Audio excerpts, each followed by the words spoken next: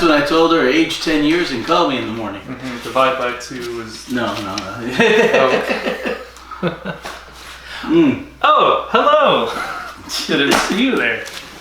Welcome. Thank you for joining us once again for this, the 67th episode of Drunk Doctor Who, where we discuss...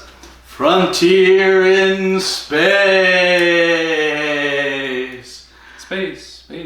Exactly. The 67th serial of Doctor Who.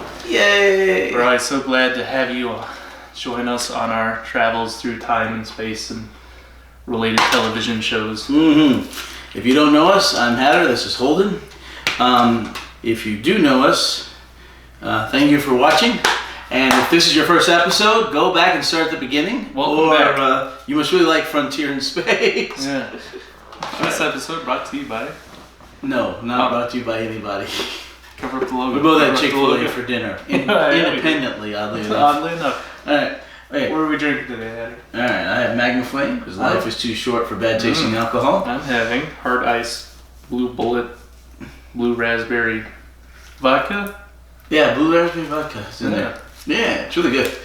And Jack and Coke. And a Coke.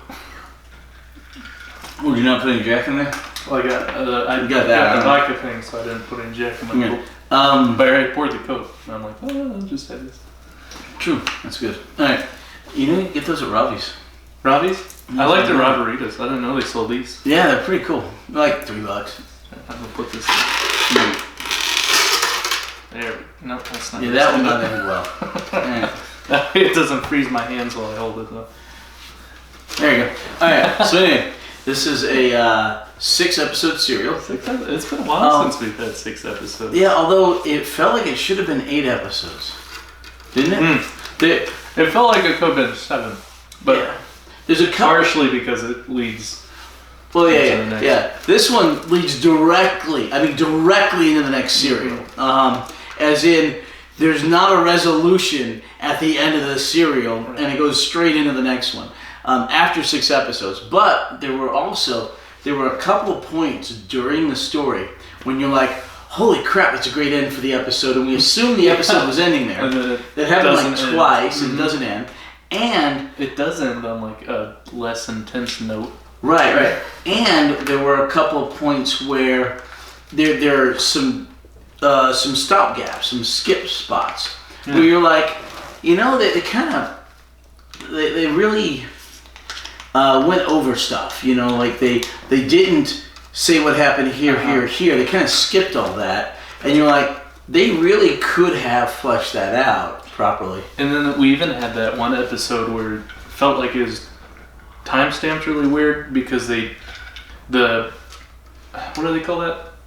The re-intro to the episode showing what happened at the end of last episode was like a lot longer than it normally was. That was just the first of the second episode, yeah. But they went back like 2.5 minutes just to show what happened during the end of the last episode. Normally those are like 30 seconds. Right. It's a lot more brief. I think they were kind of setting it up, but but all the rest of them were normal. But it's like they just hit a weird timestamp. They're like, well, we need to fill up this space, so let's just... Which very much, may have been the case. And we've seen that happen elsewhere, where you're like, oh, they've got 5 episodes worth of material, they need 6 episodes, let's pad it out, and this is one of the easiest ways to do it is to add 2 minutes of extra footage from the previous episode to this one. So some things... That's the word, recap. Yeah. The recap was extra long because they ran out of stuff, but the rest of the episodes felt very rushed and they had a lot of content, and I still think they were really well paced as far as, you know, intrigue and action. But there was stuff that was skipped. There were spots where you're like, well, the episode should end here, because here's the cliffhanger. And you're right, yeah. Yeah. It just seemed like everything was off by like just... It didn't line up well. Well, yeah, like I said, it felt like, to me, that it should have been 8 episodes. To him, 7. Like they said, write an 8-episode serial, and later on said, we're going to cut it down to 6. Can you trim some of that out? And I'm like, okay. Maybe because they wanted to extend the next one, because the Daleks are more popular than, the Ugron, the Draconoids. Draconians, well, not... Yeah. They're not called Draconians, are they? Draconians, you're right. I said Draconoids. That's a different thing from it. Draconoids are like well, or the Master, but... Okay, so there's a lot of bad guys. Master's pretty popular. Yeah. Well, the he was then. I'm getting kind of sick of him. the Draconians aren't necessarily bad guys. Well, okay. First of all, you're led to believe they're bad guys. At the very beginning, you're led to believe they're bad guys. Not only because the name Draconian, which means to be incredibly, incredibly harsh. Only for the first episode do we think they're bad guys, really. Yeah. Like at the beginning of the Well, like, maybe two, yeah. But not only the name is Draconian a negative thing, but also they are set up to resemble I don't think ancient Draconian's Japan. a negative thing per se. Like Dragonoids in the No. Dungeons and Dragons. The word Draconian means incredibly harsh, incredibly tyrannical. Like archaic. I know what you mean. That's a proper modern word. It's not Like- archaic. Well, like barbarous. Like, Well, barbarian. yeah. I know what you mean. I just think. Right. But so and they Draconian means like medievally capital. Well, no, even modern day. I mean, the Pol Pot was draconian in his measures. Feudal. The Castro brothers were draconian in Cuba, and one of them's still alive. I mean, Really? yeah, they but they're, you could say. Alright, I'm gonna stop looking at you. All right, but anyway, so the draconian things are bad and harsh and overly tyrannical. But the people, remember, this is set in the 70s, and the Draconians are very Japan feudalistic You're just in like style. a warrior race. I like the one scene where they're like, "You're on a diplomatic journey. Why were you in a battle fleet vessel?" And he's like, "How else is the president supposed to travel?" No, He wasn't armed. The emperor, emissary, yeah. No, That's like us saying, "Why was your president showing up in a tank?" It's like, how else are we supposed to travel? exactly. I just thought that was really cool. They're like, It was very. we travel in battleships. That's what we do. Very matter of factly. You didn't have any missiles on it. Yeah, it was unarmed. Okay, so. Alright, look. We don't have any unarmed ships. Alright, well, there's a lot to unpack here. Mm-hmm. Alright, first of all, there's a lot of bad guys, okay? There are the Draconians. They're not, well, you think they're bad guys, they're not. The Ogrons, who we know literally from the very last serial. You're mercenary. Yeah, well, they're mercenaries, but they usually work for the Daleks. So you're not too surprised when the Daleks eventually show up. I'm kind of surprised. The Master, and of course the Daleks. But the Master doesn't show up to the end of episode 3. Yeah. The Ogrons only show up towards the end of episode 2, or 1 or 2. And then the Daleks show they're in episode 1, technically. Yeah, and then the Daleks show up at the end of episode 6, the very last episode. So, antagonist. In order of appearance, Ogrons / Master / Daleks. Alright, parentheses Draconians. well, you're kind of led to believe, but they're not. Alright, so anyway, directly off the last serial, you've got Jo and the Doctor in the TARDIS, and they're flying through time and space, and there's and related television shows. That's a different episode. And then they almost crash into a freighter that is taking goods, flour of all things, bulk flour. C982. C982. I thought the flour shipments were actually going to be like cocaine or something. But no, it's actually just flour. I'm like, why would he fight so hard to defend his shipment of flour? It's his cargo. He's fighting tooth and nail for his cargo of flour. I'm like, that's got to be something else, but nope. No, it's flour. Flour. Right. So half of this. I thought Yeah. flowers. No. Flour. Flowers. Yeah. Right. So They really like their sunflower seeds. right. So half of this serial is the Doctor and Joe trying to escape from various prisons. like they get captured by these guys. They get captured by these guys. Captured by these guys. These guys. They escape to be recaptured by this guy, and they're always trying to escape, and not being believed by anybody about anything hardly.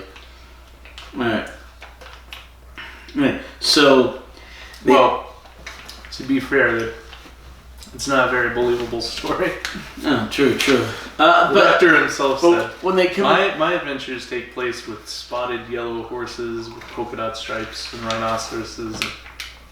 It just doesn't make any sense. What Third Intergalactic Peace Conference. All right. So the Doctor and Joe are flying along the TARDIS, and they almost hit this Earth freighter. The Earth freighter jumps out of hyperspace to avoid the collision. The Doctor had done some really quick, jiggering with the controls. He manages to land the TARDIS inside the space freighter. In what? What? I said language. Language. Yeah, you said jiggering. It just sounds like a bit. It sounds dirty. It's not. Don't talk about the TARDIS that way. She is cute. All right. But anyway, so he lands the TARDIS inside the spaceship. And then right about that time, the Doctor and Joe are kind of looking around and trying to figure out what's going on. And it turns out that they figure out it's a freighter hauling bulk flour. All right. In the meantime, and they're close to the cargo hold. Okay. In the meantime, there's two pilots, pilot and co-pilot, on the main deck, and these are very small sets. They're talking about their lives and this, that, and the other, and then Joe's walking around, and Joe sees a ship. I'm on the wrong page. I'm like, where are the pilots' names? Lerman's. Oh, did you find them? Yeah, there's Captain Hardy and co-pilot Stewart. Pilot Hardy, co-pilot Stewart. Doesn't really have anything to do with anything. It's just Hardy? Really, yeah, Hardy. Huh. That was his last name, I guess. Makes you wonder Steve if... Hardy. Well, it makes you wonder if Laurel's first name was Stewart. Laurel and Hardy. Oh, maybe it's a reference. I don't know that reference. Don't know. Well, there's a comedy team, Laurel and Hardy. Stewart.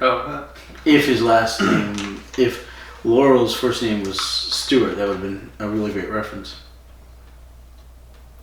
I just didn't catch their names, but interesting. I don't know. I'll have to look that up later. Hardy and Stewart with them. Hardy and Stewart. So it may not be a reference. It may not be. So anyway, they're just talking, and they avoid the collision. And Joe's walking around, and she sees a ship outside, and then she starts to hear this noise, and she hears the noise, and it's how'd you do it? It's a little more shrill than that. I didn't want to make a shrill voice on camera. Or something. And she sees a different ship looking out. Mm-hmm. And and then the pilots are looking, and they see what they think is a Draconian ship. Which makes me think, what ships did Joe see, having no... Well, she just saw what was there, the Orgon ship. Yeah, but then changed into something else when the sound... Because she wouldn't see a Draconian warship, right? I don't know. Yeah. Anyway, this is a hypnotic thing that makes you see whatever you're most afraid of. It's a sonic sound wave generator that activates your fear neuron receptors. Well, mostly, I think it's subsonic. It's mostly out of our hearing range, but Joe, apparently being a bit smaller, was able to pick it up. Like some people can actually hear dog whistles and things like that. Ooh, pardon me. I think it was because she was smaller, she was able to hear it when no one else could. I wonder how many frequencies I can hear that you can't because I'm younger. Oh, very possibly You lose several. frequencies. Yeah. Let's do a test after the podcast. How? You get to just pull up a video. I'll have to clean out my ears first. All right. Okay, I'll so have to clean out mine. she hears this and she goes, "Doctor, what was that?" And he's like, "What?" And the pilots are giving out a distress call that they're being boarded by Draconians, and they're calling out to Earth. And then the Draconians are like, "Hey, we're going to board. We're going to take your cargo. Resist, and we will kill you." And They really wanted that flower. yeah, they really wanted the flower. Like he said, why is he fighting so hard for flower? But I mean, it's his cargo. So then the co-pilot is like a really scaredy type. He ended up finding Joe and the doctor. Yeah, he thought they were dragonoids. Draconians. I'm gonna do that all night. Well, they're called dragons several times. That's their racial slur. There's a racial slur. And the doctor's like, no, that's their racial slur. But anyway, so, and the pilot's like, no, you're not getting on board. But then they start going to the airlock and they start cutting their way through. And the guy's like, well, that's 99% duralinium. They're not going to get in. I wrote that down for whatever reason. But they eventually cut their way in. Josie's. You ever go there for burrito? They have I like Josie's here in Josie's. Lubbock. Yeah, me too. Get it, Josie's. Yeah. I like the burritos. Man, I don't want a Josie's burrito. Thanks. All right. So, she saw. Seashells by the No. She saw a Durlig? Drashig. Because that's what she feared most at the time. Right, that big killer thing that chased them down in the Carnival of Monsters. Drashig is... She saw a Drashig. To be fair, they're very terrifying. Unless you got your hands shooing them away. Quit that. I watched last week's video recently, and it's yeah. This is only like an hour. Yeah, it was like 55 minutes. Well, we got used to shorter videos because we've been doing the heroes and villains. Yeah. I'm about halfway through it. Which I think is a benefit of doing the heroes and villains, so we keep the episodes shorter. Feel less off topic. Yeah. This one's going to be 2.5 hours though. You got a lot to cover in this. We do have a lot to cover. Okay, so she saw the Durlig. The doctor isn't affected. I guess his hearing is different, or his mind has more control over it. Yeah, because I mean, it was invented by the Master. We find out another Time Lord, so I could see it now affecting Time Lords, being on a different wavelength. So the doctor sees the Ogrons that break in, and the pilots see the Draconians. She saw the Darleg or whatever. Drashig.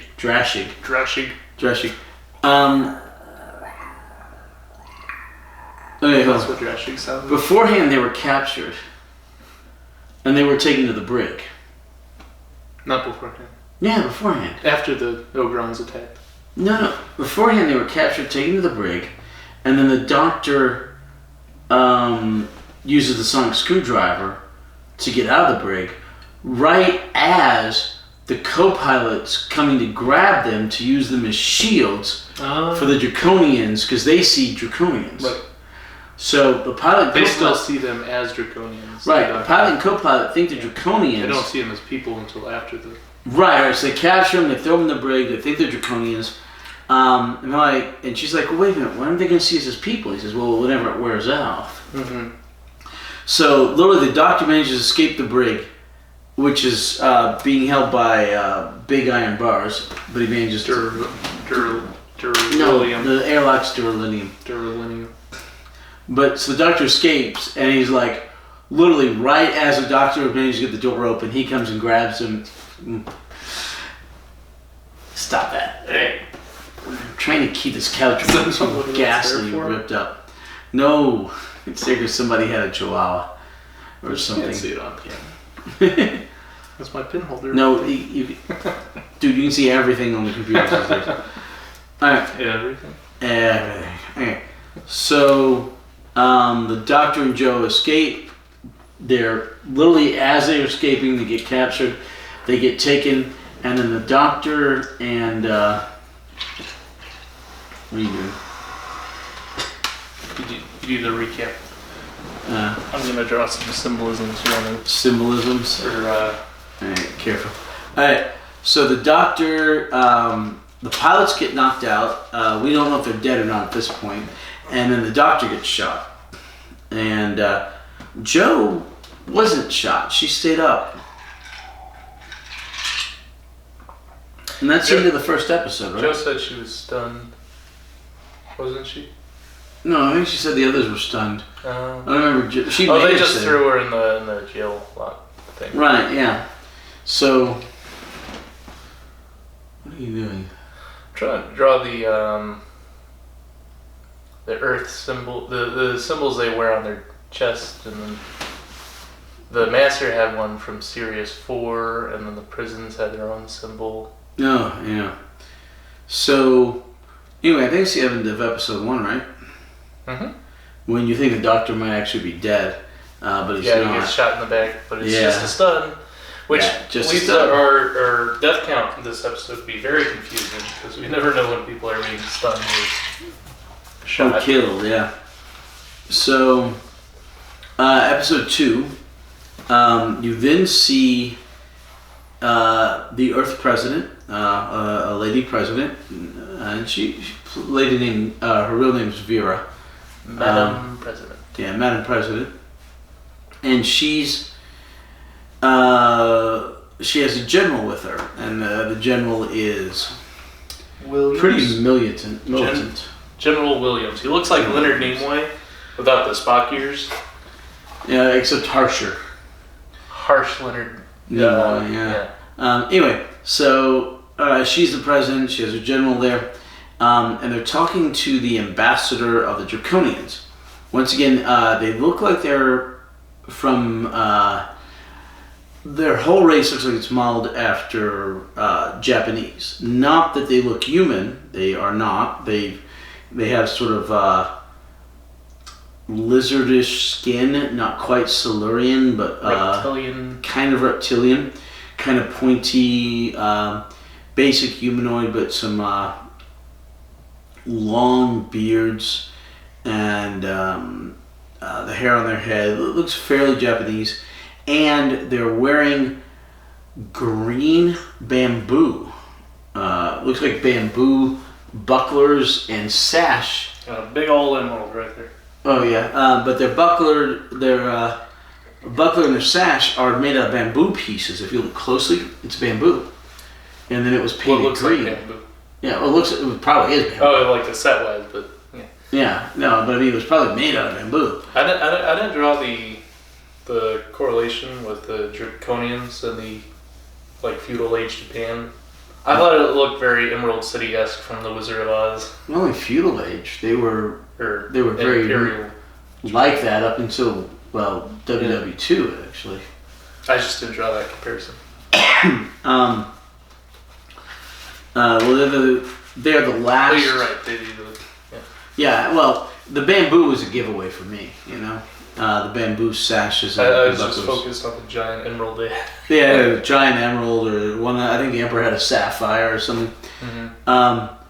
But yeah, so also they use the title emperor, and Japan is the only country that still uses that title.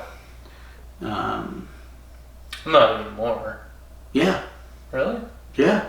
They still have an emperor, and he still uses that title. And I thought they had a presidency after World War II. they have either a president or a prime minister, I forget which, but they still have... Oh, so it's like England. It is prime minister. Oh. Yeah, but they still have an emperor. And I think he sits on the chrysanthemum throne, I think. But yeah, and is also one of, if not the last, hereditary system to still go through the male line only. Pretty much every other country in the world, including now the United Kingdom, puts men and women on the exact same par. And that was done recently for the United Kingdom, where it wouldn't necessarily go to a male first.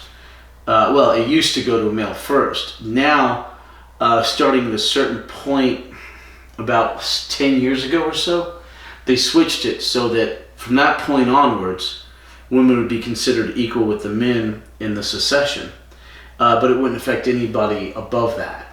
So that's why you have Prince Charles and Prince William and these other people who the princes are always next in line over the princesses. That will not be the case when we get a couple generations down.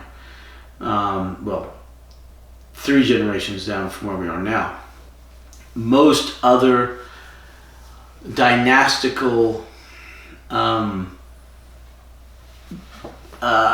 royalty systems have gone that way when men and women are equal, but Japan is, I think, one of the very last holdouts of that as well, which can, considering what they speak about women in their place, kind of also leads to that. In fact, they were going to have a crisis because they didn't have any male heirs for a long time, and then finally one of them was born recently. They're gonna, when the emperor dies, they're gonna skip a generation or two and go down to this next male because it skips all the women. Anyway, so how's the recap going? I'm back. And I'm talking about Japan. What do you want? Back. I was doodling. Earth, lunar colony, Sirius. Yeah, Sirius 4 one looked like the Death Star. Yeah, we thought Sirius 4 looked like the Death Star. That's the one that was the disguise of the Master. I liked how the Earth was like the bars, and then for the lunar penal colony, they just turned the bars upright to look like prison bars. Penal is spelled with an E. Oh, my bad. It has like a little accent back over it. French, alright. Sorry. I had the second coronavirus shot on Thursday, and I was sick Friday and Saturday. I'm still kind of recovered. It's the one to get you.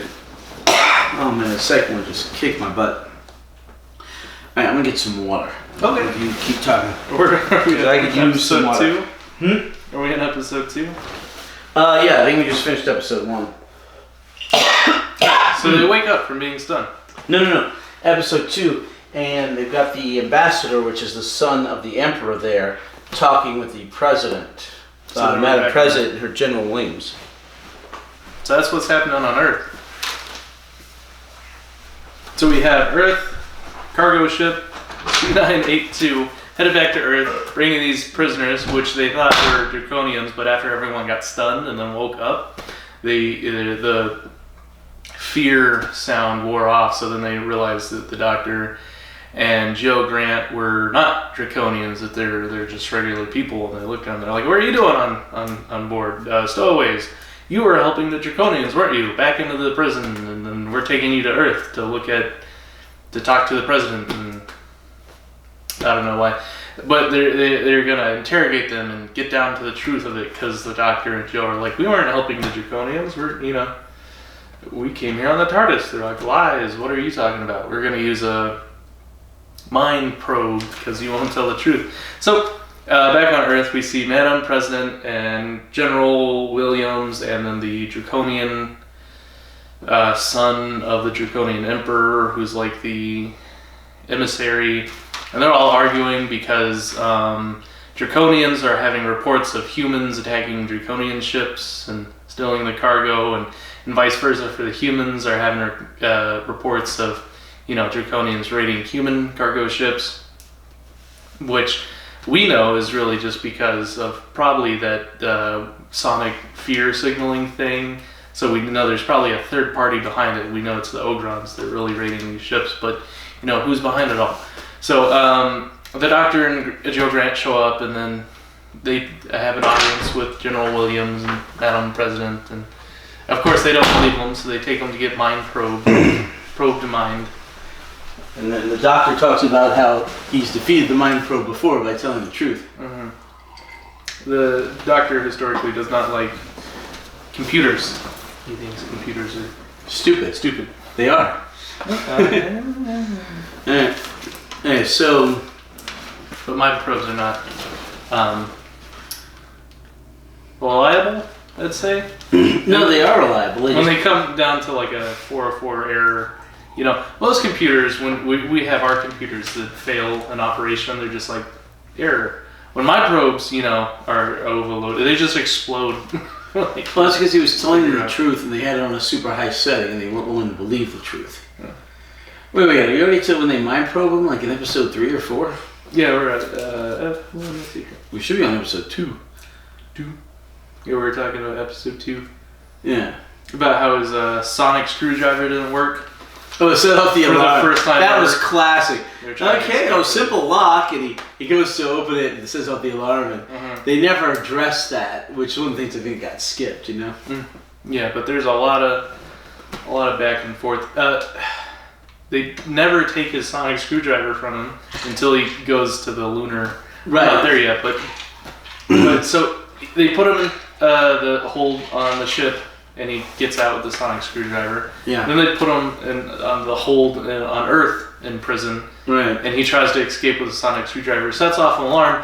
They never come in and go, "Hey, what do you have on you? What is this? We're taking that." Yeah. So until. Yeah, they start off in a brig in the ship where they got captured originally on episode 1. Mm-hmm. In episode 2, they're in a jail on Earth, being questioned and interrogated. Yeah, there's a lot of back and forth. Right. Let's talk to the girl alone. Let's talk to the Doctor. Right. Let's take you to get mind probed. By episode 3, he's been captured by the Draconians, and they've got him. Right. Episode 4, he's back on Earth. Then he's in the penal colony on the moon. And he just goes, and then they're captured and put in the jail cell on Oberon. I mean, it's just every single episode he goes from jail to jail to jail to jail to jail. It's just nuts. But episodes 2 mostly consists of the Draconian emissaries and humans arguing about these alleged attacks on cargo ships and a lot of bureaucratical back and forth and. Right. Well, the Doctor knows that it's the Ogrons because he was unaffected by it. Right. And obviously the Earthlings believe it's the Draconians because that's what they fear the most. The Draconians believe it's the Earthlings because that's what they fear the most. You like my mohawk? Right. You see those Night Elf mohawks with Mr. T? Yeah. World of Warcraft commercials? Yeah. But yeah, he's trying to explain to them and nobody believes him. Except possibly the president. She's the least closed-minded person. About it, yeah. She also doesn't believe in it at this point in time. Right, correct. But it's funny because eventually, I don't know if this is episode 2 or episode 3. I think episode 3. Right, the Draconians. Right, set up a rescue attempt, yeah. So that's something I found odd. Where the Draconians are very prideful. They're like, we don't lie. We tell the truth. You are lying. Bushido. We never broke the peace treaty. And then immediately they leave, and then they go, hey, let's break that guy out of prison. They're like, no, we can't do that. But what if? Well, they use some plausible deniability. Not really. They show up and they shoot a bunch of... Well, no. The Emperor's son doesn't know anything about it. He's like, well, I don't know anything about that, But I can't stop you from doing that. So that's the point. He's like, no, Don't do that. Essentially. Goodbye. It's Right. very. So they send a bunch of. They send in a rescue party, a kidnapping party, to get the doctor, so that they can talk to him the same way and interrogate him the same way the humans have been interrogating him, because the humans believe they are draconian spies. Even though the doctor very much points out, well, wait a second, why would they leave me there? Well, so you don't infiltrate us. So wouldn't we have been prime suspects? Well, yeah. Well, then why would they leave us? There's also another part which doesn't make any sense, where the draconian who's trying to break the doctor out of prison so he can interrogate him, his story, his cover story is he shows up and goes, "Hey, can we talk to that prisoner?" And then the president's like, yeah, you can. He's like, well, let's talk to him together so that we can both question him. She's like, okay, yeah, let's do that. That's the conversation over the intercom. And then they pull out guns and they start shooting people to break the doctor out of prison so they can interrogate him, which is what the president would have let them do anyway if he just... Well, they suspected that they were spies for the humans. They wanted to interrogate them without the protection of the humans. And so they end up going in guns blazing, but once again, we don't know if they stunned or killed. All right, yeah, that's where there's a big... discrepancy in the death count question mark. We do know that there are deaths. We do see deaths later on that we're pretty sure of deaths. Did the Oberon show up at that point? They show up later. No, they show up later. This is like episode 2. So they bring the doctor out, and then they they're bringing both of them. Joe runs to the humans, and she's like, "Well, we gotta help the doctor." The humans are like, "You are an escaped prisoner." She's like, "I didn't escape. We need to help the doctor." So she goes to the president of the humans. The president's trying to convince her to give them all the information they want. I was sick for 2 days. Ugh. Stupid coronavirus, vaccine crap. All right, I'm still trying to get all that gunk out of my lungs. So the doctor was captured by the Draconians and taken over, and this is the most hostile act we've seen between the two races. Yeah. No, totally. That's my whole point. Yeah. They just openly started shooting up people. Stoning, maybe. Stoning. So they take him off, and then they start to interrogate him. And once again, they don't believe him either, and they think he's a spy of the humans. Yeah, gave him the same story again. They're like, we will use the mind probe. They keep talking about mind probes, so it takes them to like episode 3 to finally mind probe them, and then, well.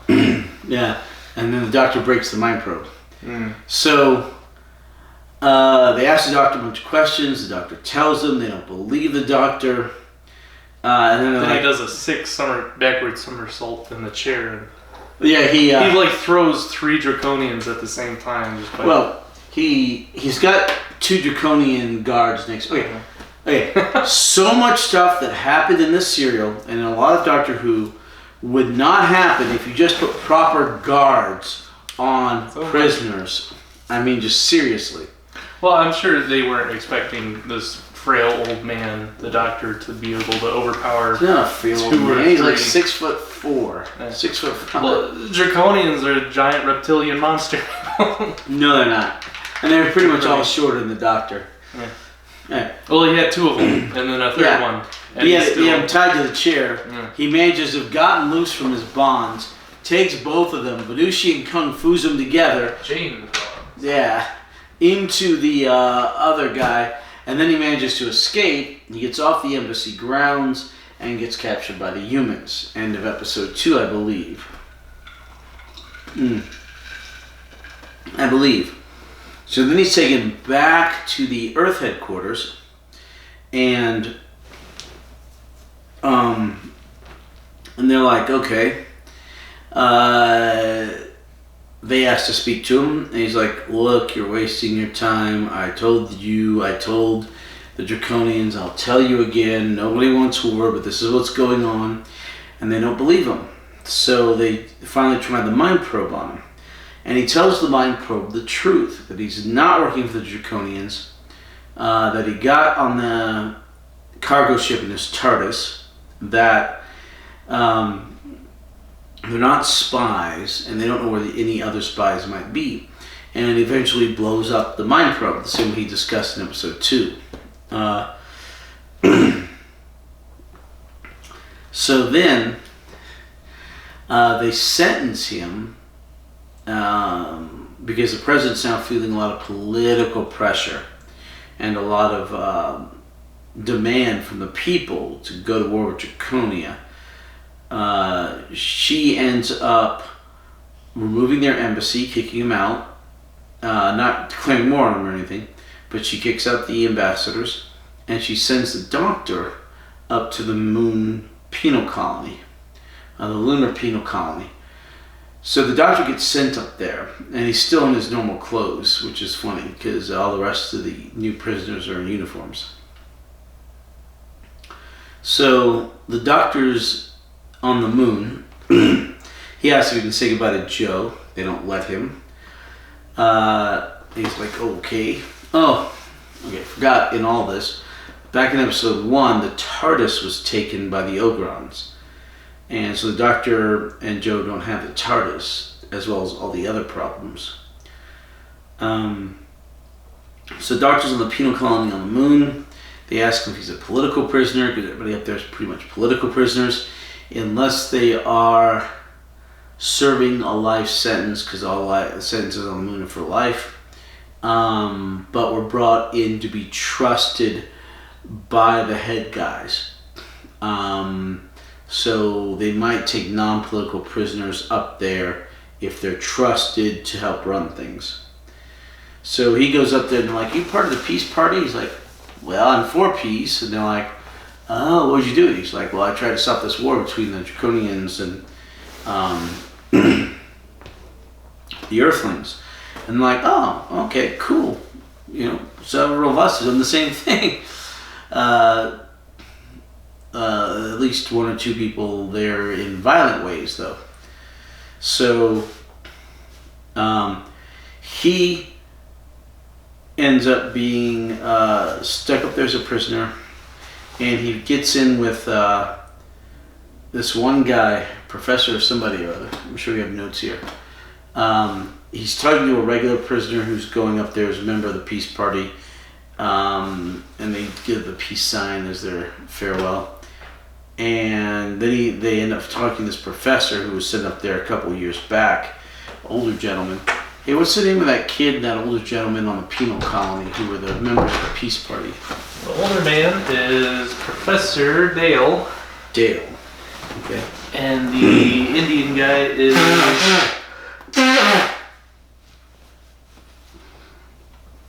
member of the peace party. I never got his name. Okay. They may not have actually said it. Yeah, I don't know.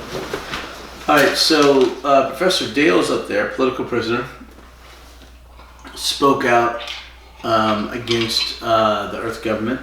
He looks like that other actor who's in Gramps. Oh. You're talking about Wilfred? Yeah. Wilfred Mott? Looks like Wilfred Mott. No, a much narrower face. Looks a bit more like Peter Cushing, actually. But So we're on like episode 6 now, right? 3. We're up on the penal colony. Alright, so... What are you drinking? Is this your water? That's water. What is this? That's the... Well, what's left of that, yeah. Finish up. Alright, so... Alright,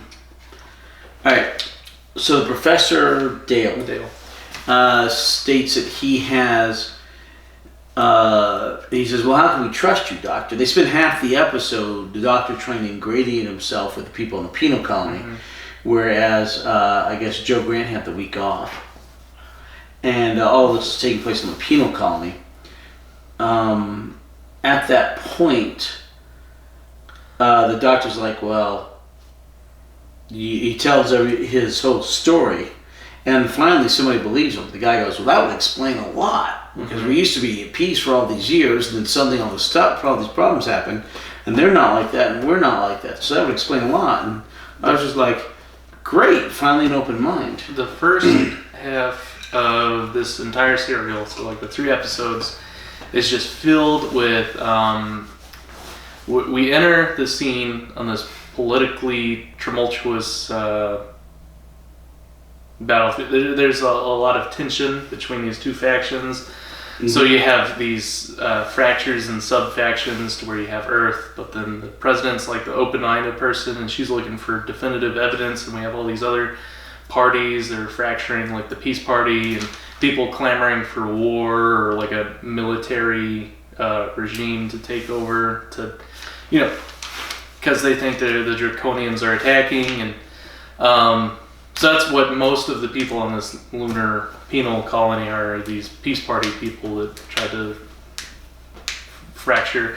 So all these episodes are filled with like mistrust and political espionage conversations and interrogations, and the Doctor keeps meeting these inquiries with like logical explanations. So that's what most of episode 3 was him being transported to this penal colony, and he being questioned by these Peace Party people whether or not they can trust him, and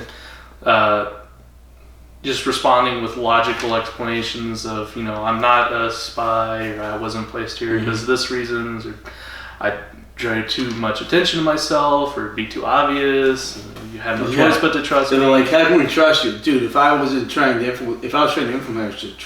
infiltrate myself into you, would I be doing it this obviously, this quickly? And they're like, no. Yeah. But so, okay. That's what like every conversation in episode 1 was.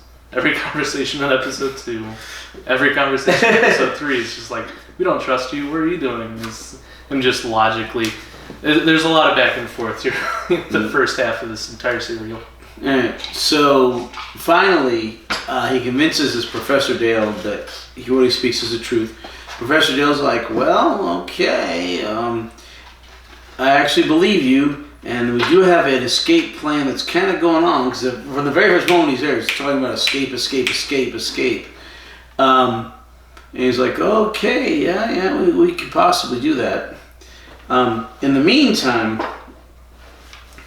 back on Earth, you see up on a big screen in the president's office a rap sheet for Joe Grant and the Doctor from Sirius 4.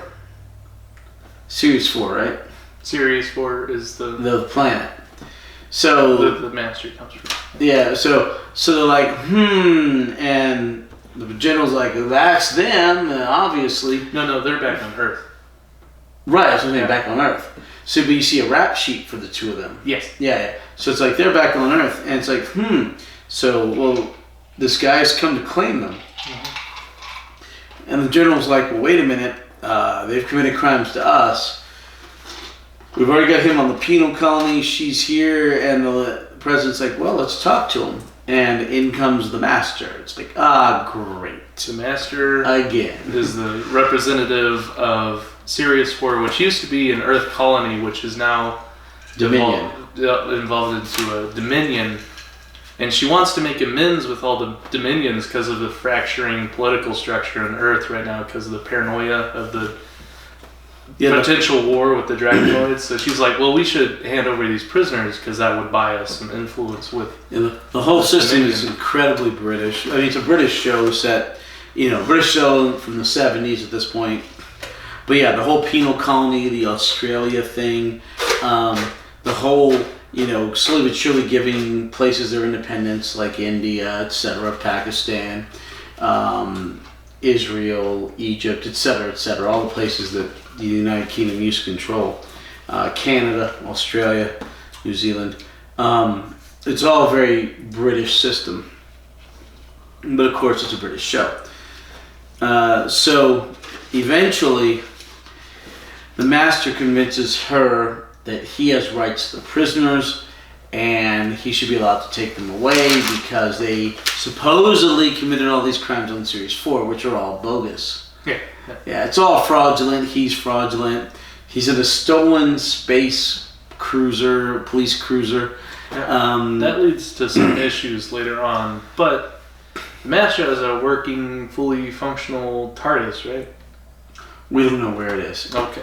We have no clue what's going on with that. Because I was just wondering, why wouldn't he have his chameleon circuit disguise his TARDIS as a spaceship? And that would avoid a lot of problems with traveling through... Wait, the last time we saw him, did he actually have a working TARDIS? That's what I'm trying to think of. Didn't the Doctor take that away?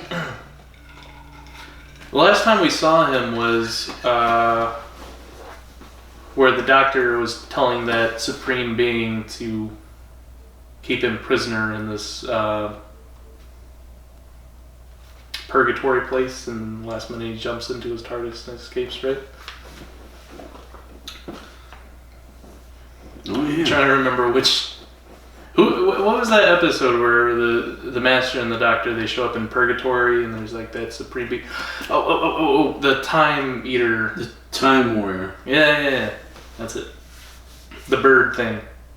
The Time Warrior that shows up. Yeah. The Master was trying to... So, in theory, we don't know what happened to his TARDIS. He may still have it, he may not. This may be a Master from another section when he didn't have it. Yeah, the time doesn't have to be necessarily in order, although it's a lot more common in the modern stuff than is the older stuff. I'm already confused. Yeah. Well, you can meet each other out of order. In fact, the Doctor will do that with River's Song a lot in the future. You see everything in the Doctor's order, but apparently River's Song's order is running basically backwards. Oh. So she's experiencing it this direction. Button. Kind of. So... when the Doctor says, "I never kissed you before," she knows it's the last time she'll kiss him because she's going the opposite direction all the time. So it's she's not de-aging. They just continuously meet each other in almost reverse directions. Like, you're my oldest friend, but this is the first time I'm meeting you. Kind of. So anyway, and somewhere in the middle they get married. Spoilers. The Doctor? Yeah, the Doctor gets married. Alright, let's see. So, anyway, the Master shows up, convinces the President to get, that he should be allowed to get Jo Grant and the Doctor. In the meantime, the Doctor's trying to escape with the Professor Dale from the Lunar Penal Colony.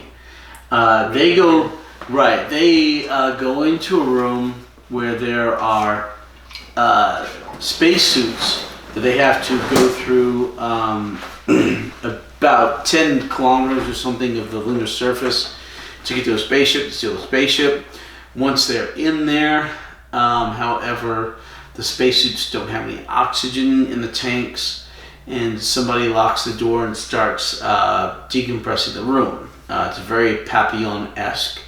If you've seen the movie Papillon, where the guy keeps selling the same old junk boat to people to escape over and over and over again.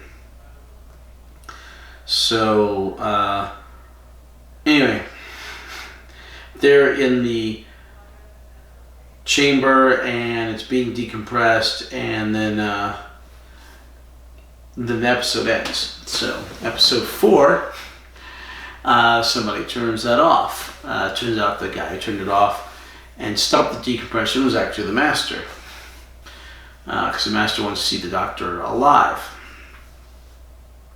So, the Master finally convinces the colony, the penal colony, to give him the Doctor, even though he already has a warrant for the President of the United States, and the lunar surface penal colony is a prison for the United States. The governor of the penal colony is like, well, he's my prisoner, he committed an internal offense, I'm going to put him in solitary confinement for a year. And the Master's like, well, a lot of this seems incredibly contrived. What if you were trying to kill this political prisoner and whoever you want to take with him?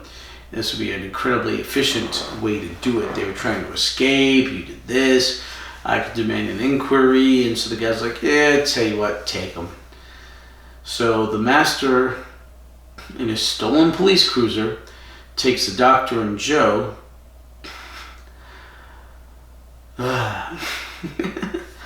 puts them in the cell in there, and then takes off for we don't know where. Because he tells them a lot of information. He's a great Bond villain, but he won't tell them everything. In the meantime, the Doctor figures out a method of escape from the jail cell inside the police cruiser by cutting through the bars with a steel garrote, whatever. Eventually breaks through. He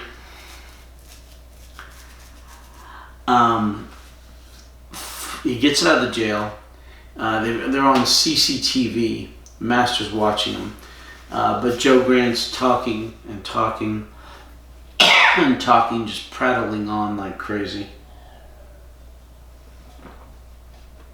In order to theoretically be maintaining a conversation, but basically one-sided, to the Doctor, although the Doctor's not there. The Doctor has gotten in his spacesuit, is trying to get from where he is on the ship, which is the back cargo hold, up to the front so he can take over the controls. So he's doing that. He's on the outside of the ship. The Master's like, well, we've got to make a sharp course correction, which he does. The Doctor kind of gets thrown from the ship during the sharp course correction. And this was that spot where it's like, this is an obvious spot for the episode to end, but it doesn't. So at some point, the Master realizes that the Doctor's not still in the cell. He goes to the cell, and Joe Grant's still prattling on, and he's like, okay, where's the Doctor? And she's like, well, he went to go to take over the controls. The Master's like, okay. So the Doctor, by this point, he was outside, and Joe's like, oh, he was outside doing the course correction, and the Master's like, well, he's probably thousands of miles away by now. In the meantime, the Doctor, if you've seen The Martian, or Gravity, I never saw Gravity, but I think this happens in Gravity. I saw it happen in The Martian. The Doctor takes some of his oxygen and uses a propulsion to get back to the ship because he doesn't have a tether. So the Doctor gets back to the ship. Hey, welcome back. Hey. The Doctor gets back to the ship. He has, in the meantime, managed to make it more or less to the... You still have some of the blue stuff? I don't know, That's water. The Doctor managed to get back to the ship, like I said, with the oxygen propulsion. He gets into the ship, and then the Master grabs Joe, throws her in the airlock. And he's like, aha, I'm going to send Joe out of the airlock unless you give up to me. Mm-hmm. And while the Doctor has managed to make it back in, and he's in the control section, and he's rerouting the ship. Okay, once again, why the heck was there not more guards on the Doctor and Joe Grant? Well, there were none. Right, it was just the Master. The Master, and his two prisoners. Yeah, why does he have no Ogrons there? Why does he have no minions there? There are so many points in this where I've got an incredibly dangerous prisoner. Let me put 4 guards on him, would have done the trick, as opposed to no guards on him, or 1 guard. I assume it's because when he took that ship through customs with the lunar penal colony, that they, checked the ship's crew, and he couldn't have had Ogrons with him. But still, there are so many times in this where later on, let's have a single guard in the Ogron facing away from him. Why not 2 guards facing towards him, Because Ogrons are dumb. Maybe the other one went to take a poop, and the other one... No, there was no other one. There was never another to stare at the wall. Alright, worst guards ever. Every time. One of them, it was set up to where Joe was supposed to escape, so he... Well, that's intentional. And then he put 2 that one, wanted to. Okay, so... But I agree, yeah. So, the Doctor goes to confront the Master, where the Master's threatening him through the CCTV. And the Doctor shows up and he uses his belt to rip the laser pistol out of the Master's hand. Beautifully done. And the Master goes to grab it. The Doctor puts his foot through the bar and steps on it. So he's not wearing his shoes. It's just his sock foot. Sock foot, yeah. You don't know where his shoes went. Well, he was in the spacesuit. That was the whole point. He couldn't have his shoes on. Suits don't have shoes? They have, like, shoes are part of the spacesuit. You don't wear shoes inside the spacesuit because they have a built-in shoe. So trying to wear a shoe inside of a boot, you don't do that. And then the Master shoes in a boot. Then the Master goes to... There's a snake in my boot. Well, no, the Master goes and tries to hit the airlock button to kill Joe, and the Doctor runs up and uses his belt to knock his hand away. And then, right as they're fighting, the Master finally gets his hand right there. He's like, okay, bring me the pistol, give it to me, or I will eject Joe from the airlock. And so the Doctor says, go get the pistol and bring it to him. He could have just shot the Master with the pistol. Right. You don't know why he does it. Maybe because the Master might have, as he was dying, hit the airlock. Yeah. I mean, if you've got your hand like that and your weight's like that, you're probably going to hit it on your way down. So the Master has a pistol, and then right then they're docked. And you're like, it's like, okay. So they get docked, and Joe's in the airlock, so she's okay because the docking is going to give her oxygen. Yeah. And it's the Draconians.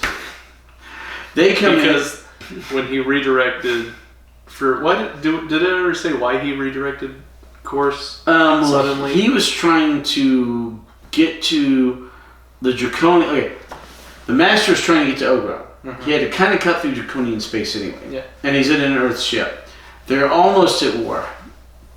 The Doctor's trying to do the same thing, and he's trying to get closer to Draconia to explain to him what's going on, because he had a relationship with the Draconians, which is explained earlier on, with the Draconian Emperor, the 15th Emperor, which was 500 years ago, so we're probably guessing they're about on the 50th Emperor or something like that, or the 60th Emperor. Or 20th. Depending on how long they live, yeah. So maybe they're on the 16th. They all live that long. Alright, so they're trying to get... so they get boarded by the Draconians. The Draconians take Joe, and the Doctor's like, hey, put that pistol away. We're outgunned. We're outmanned. And the Draconians step in, and the Master's like, hey, these are my prisoners. This is my ship. I was taking them. We're Earth. The Draconians are like, whatever. And the Doctor's like, oh, I really need to speak to your Emperor. Death. Really need to speak to your Emperor. Death penalty for trespassing. Yeah, death penalty for trespassing. Very harsh.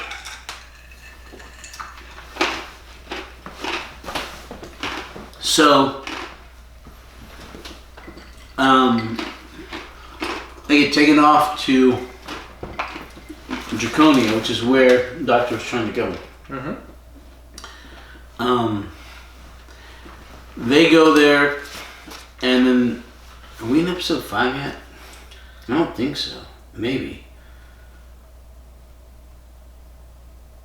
Not quite. Not quite? Okay, so they get to Draconia. Oh yeah, we're not. Oh my god. So much is happening in this serial. Should have been 8 episodes. I think we might be. Okay, so they get to Draconia. And the Emperor's son approaches the Emperor and speaks with impunity. The Emperor's like, you must speak to me in the proper fashion. So the Emperor's son has to then request to speak to the Emperor. We are in episode 5, because at the end of episode 4, they're captured by the Draconians, the Master, Joe Grant, and the Doctor, and then the Master says he's going to bed, and he sets off this homing beacon for the Ogrons. So... Hold on. So in episode 4, yeah, they're put into the same jail that they were in before. No, wait. They're now on the Draconian ship yeah. in their deal. So they've been in like 5 different jails in 4 episodes. They're put in the jail cell on the Draconian ship. And yeah, the master's like, well, this is going to be a long trip. I'm going to go to bed. Rolls over, he's got a homing beacon going. Beep, beep, beep. Beep, Which, beep. why do they never search the prisoners? They don't take the sonic screwdriver, homing beacon. Well, they did by now. In fact, remember, the doctor states on the lunar, yeah. but they didn't take his shoe metal wire cutter. Yeah, sure, I don't know why. But yeah, at this point, they're on their like 5th jail cell in 4 episodes. The Master's in jail with them, taken back to Draconia, and the Master sets off that beacon. And at the end of the episode, you see that there's an Ogron ship homing in on the beacon. Okay, so then we go to the 5th episode, where they arrive in Draconia, and the Doctor's like, hey, okay, the Son addresses the Emperor improperly. The Emperor corrects him. The Doctor shows up. The Doctor knows the proper informal greeting on how to address the Emperor. He addresses him as a Draconian noble, which the Son takes offense at because he's like, you're not a Draconian noble. You can't. He says, well, yes, I am. I was made a Draconian noble by the 15th Emperor. And he says, that was 500 years ago. Yeah, that's 500 years ago. He says, well, yeah, it was. And then he says, no, I assisted him. The Emperor's like, there was, and then the Master says he's lying, and the Son's laughing, and then the Emperor goes, there was the legend of a man who came and helped us during a great time, during the 15th, disease. Space plague and all this stuff, and like, where's that episode? Why don't we get to see that episode? Yeah, the Doctor has a lot of past we haven't seen. Not the first time he cured a space plague. Nope, not at all.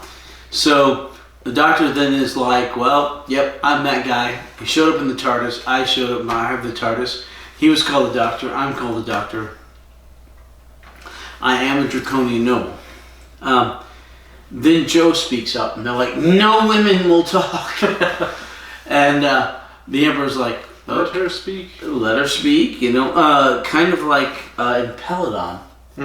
Very same scenario, when she pretended to be a princess so she wouldn't be killed. Right. Only men of noble rank or women who were the only women who could be there. Only men could be there or women of noble rank, and she pretended to be a princess so she wouldn't be killed. Yeah, like So once again, like I said, very Japanese, and then she's like, well, hey, this is what's been going on and everything. And the Doctor's like, this is what's been going on. And then, oh my gosh. Was it that early on the Ogrons showed up? Yeah, it was. Because they go to save the... Yeah, the Ogrons showed up at that point. Oh, the Son comes in, he's like, hey, we have a... human... Right, we have a human ship here claiming to be from the President of Earth, and they want to land so we can talk this out. And the Son's like, shoot them out of the sky, and the Emperor's like, no, we have to let them land. We're not at war with them yet. Turns out it's not obviously the people of Earth, it's the Ogrons. The Ogrons land, they rush in. As they rush in, they literally attack the throne room. What are you looking at? The glass is cut weird, so it has not all of it lets the light through. See, it looks like there's bars. Stradiations. Yeah. Okay. Striations? Yeah, that's what I said, stradiations. Maybe it's because of this segment. Alright, so the Doctor, so the Ogrons come in, rescue the Master, herald the Master away, but at this exact same time, they're rescuing the Master. The Doctor's defending the Emperor, quite literally using Venusian food, defending the Emperor, knocks out one of the Ogrons. But it looks to the Emperor, and because the sound had gone off, that sound, and the Doctor's like, wait a minute, I saved you. He's like, wait a minute, what do you see? The Emperor stands up and looks. He sees a human. And the Doctor's looking at sees an Ogron. And then the Doctor looks at Joe and says, the sound, is it going? And Joe's like, it's fading. And the doctor's like, okay, Emperor, try again. Look at it. What do you see? And the Emperor looks. He says, wait! Don't kill them. He speaks the truth. It's an ugly Ron. It's an Ogron. Yeah. So... Monkey. The Ogrons are fairly monkey-esque, gorilla-esque, apish, yeah. So, and very low intelligence. Very low intelligence. So, there's an Ogron. So they're like, well, wait a second. We've got the Ogron. They attacked us. They rescued the Master. And the Master gets back on his ship and he's like, you idiots, why didn't you tell me you left one of your guys behind? He's evidence after they'd already taken off. Mm-hmm. So the doctor's like, okay, we have an Ogron right here. This is the problem. This is the third party I've been talking about the whole time. Mm-hmm. We take the Ogron to Earth, explain to the president what's been going on. The Draconians know it. Now we have to convince Earth. If they know it, we can stop this war. So the Emperor's like, I see, I believe you, I will send my son. They don't send him with a lot of guards, though. I mean, just the son. Yeah. It's kind of weird. So the doctor's like, as you wish. They all get on a spaceship. Oh, they get on the captured stolen police cruiser. Because it's an Earth ship, and they don't want to be driving a Draconian ship, heading to Earth territory where it'll be shot up. So they're flying into Earth territory, and the Ogrons are following them because the Master wants to rescue the captured Ogron. And the captured Ogron is now in a cage, the same one the Doctor and Joe were in earlier, but it's been repaired. Yes. And there's a single guard on him facing away. Why do they always face away? But Joe gives him a banana. Joe gives him some food, including a banana. I think just the banana is all she gave him. I think she gave him some food in a bowl or something, but she's like, oh, here's a banana. Oh. And he starts going at her. She's like, I think you're supposed to peel it first. But he's just like, okay. So she goes back to the front. They realize there's somebody chasing them. And the Master manages to disguise his voice in such a way they don't realize it's the Master. Well, I thought it was the... No, yeah, never mind. You're right. You're right. So,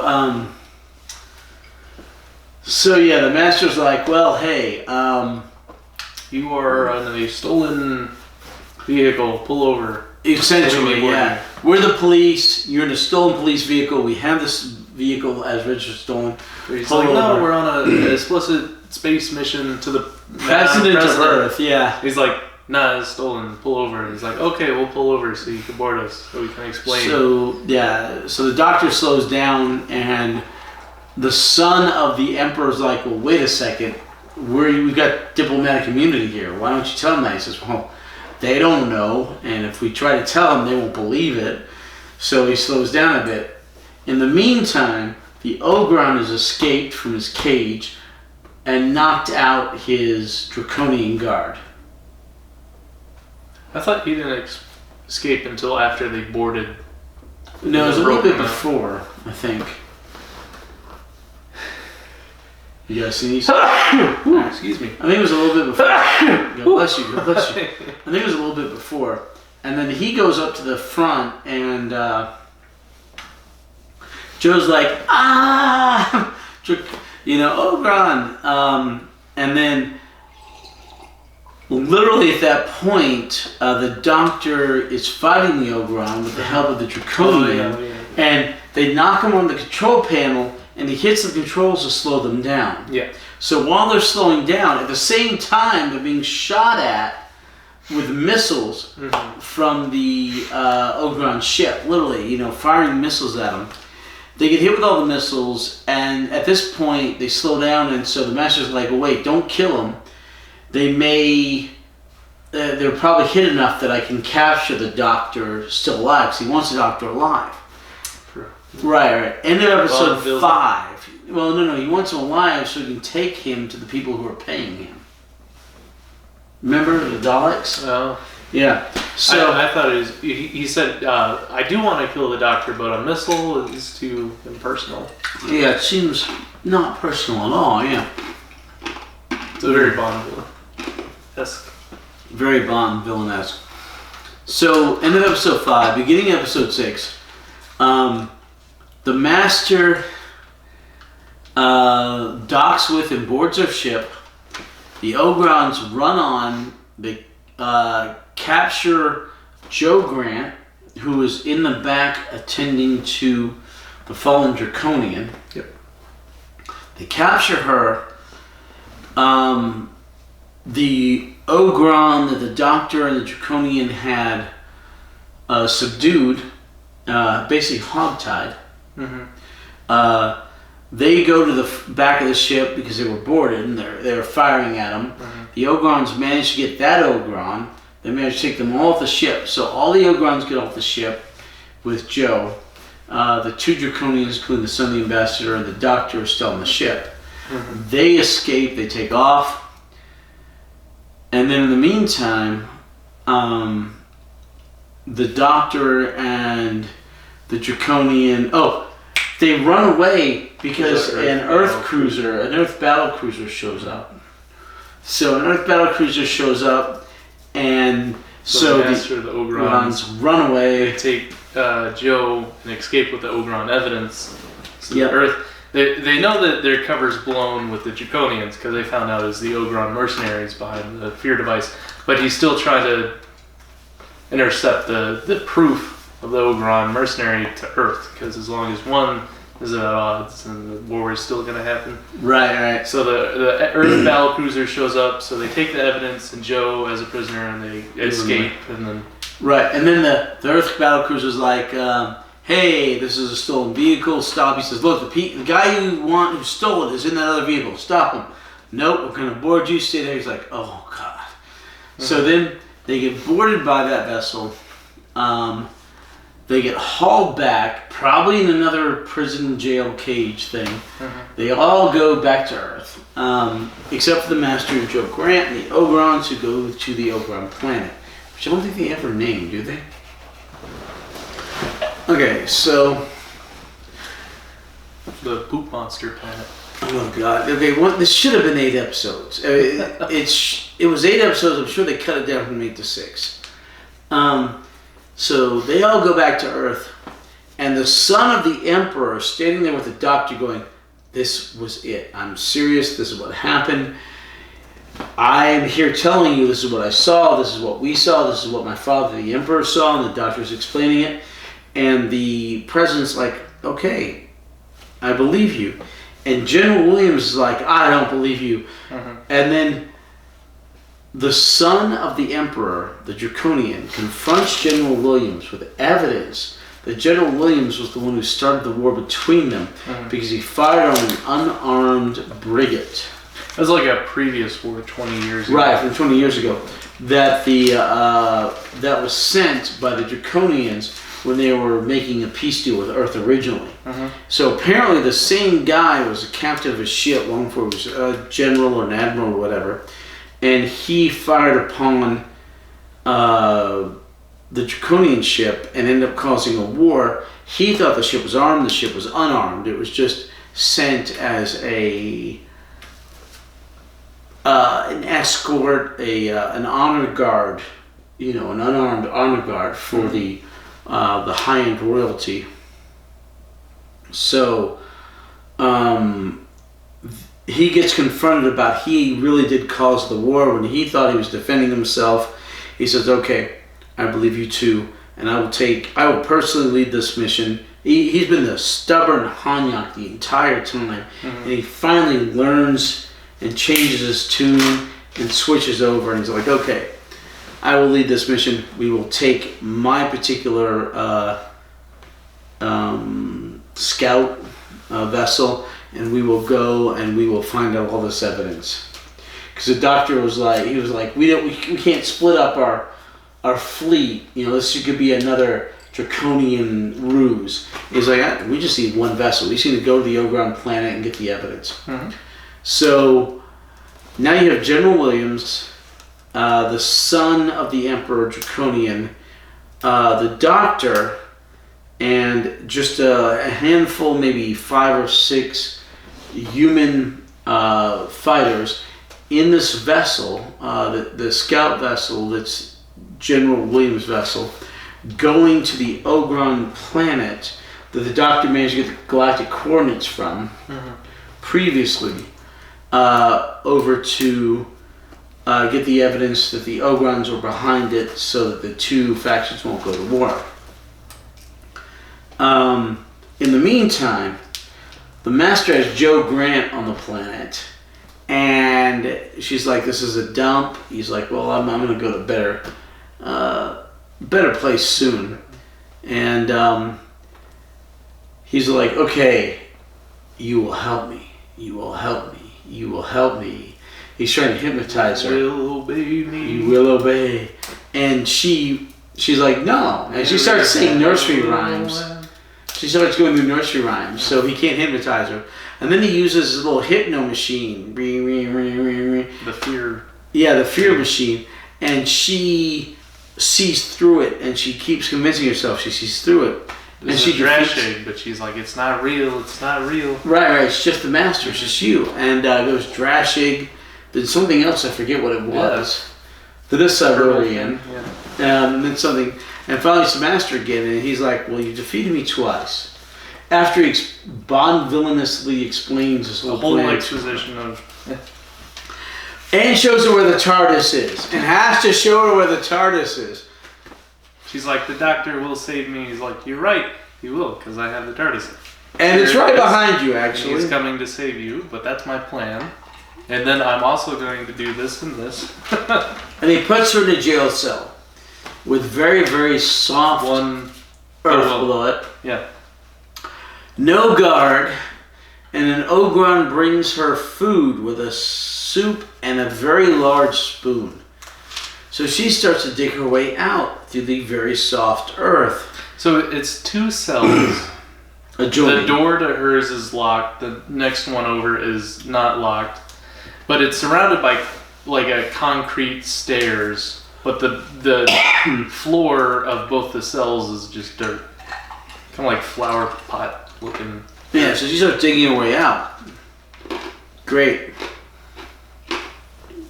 So she gets out. She escapes. She makes her way to the main room, the Master's main room. Mm-hmm. She starts calling out a mayday and explaining what's going on a basic, communication system. And the Doctor picks it up in the spaceship with General Williams and all of them. Mm-hmm. And they pick it up, and it's like, okay. She's saying, hey, here are the coordinates, here's the planet. The Master's trying to create the war between the humans and the Draconians. He's trying to do all this with the Ogrons, yada, yada, yada. And then the Master shows up, and he goes, oh, thank you for helping me. She says, what are you talking about? I just stopped you. He says, no, you were helping me. Of course I knew you'd escape. Of course I was going to leave those coordinates there for you. Of course you were going to do this. And she says, well, I just told the whole universe. No. Very short wave. Nobody can pick this up outside of 300 miles. And he says, by the way, here's now a beacon. The Doctor will think you created it. It was all a trap to lure the Doctor in. Yep. All trap to everything to her. Right, yeah. So we, the viewer, could know. Yeah. In the meantime, a Draconian ship is firing on the Doctor's ship. Okay, like I said, here's a whole other friggin' episode that could have been in there. A Draconian ship's firing on the Doctor's ship while they're trying to get in, escaping in hyperspace. The Doctor has to go out into space to fix the repairs on the ship. And the general's like, oh yeah, you're also a, you're also a master... Space mechanic, as well as all this other stuff. Naturally.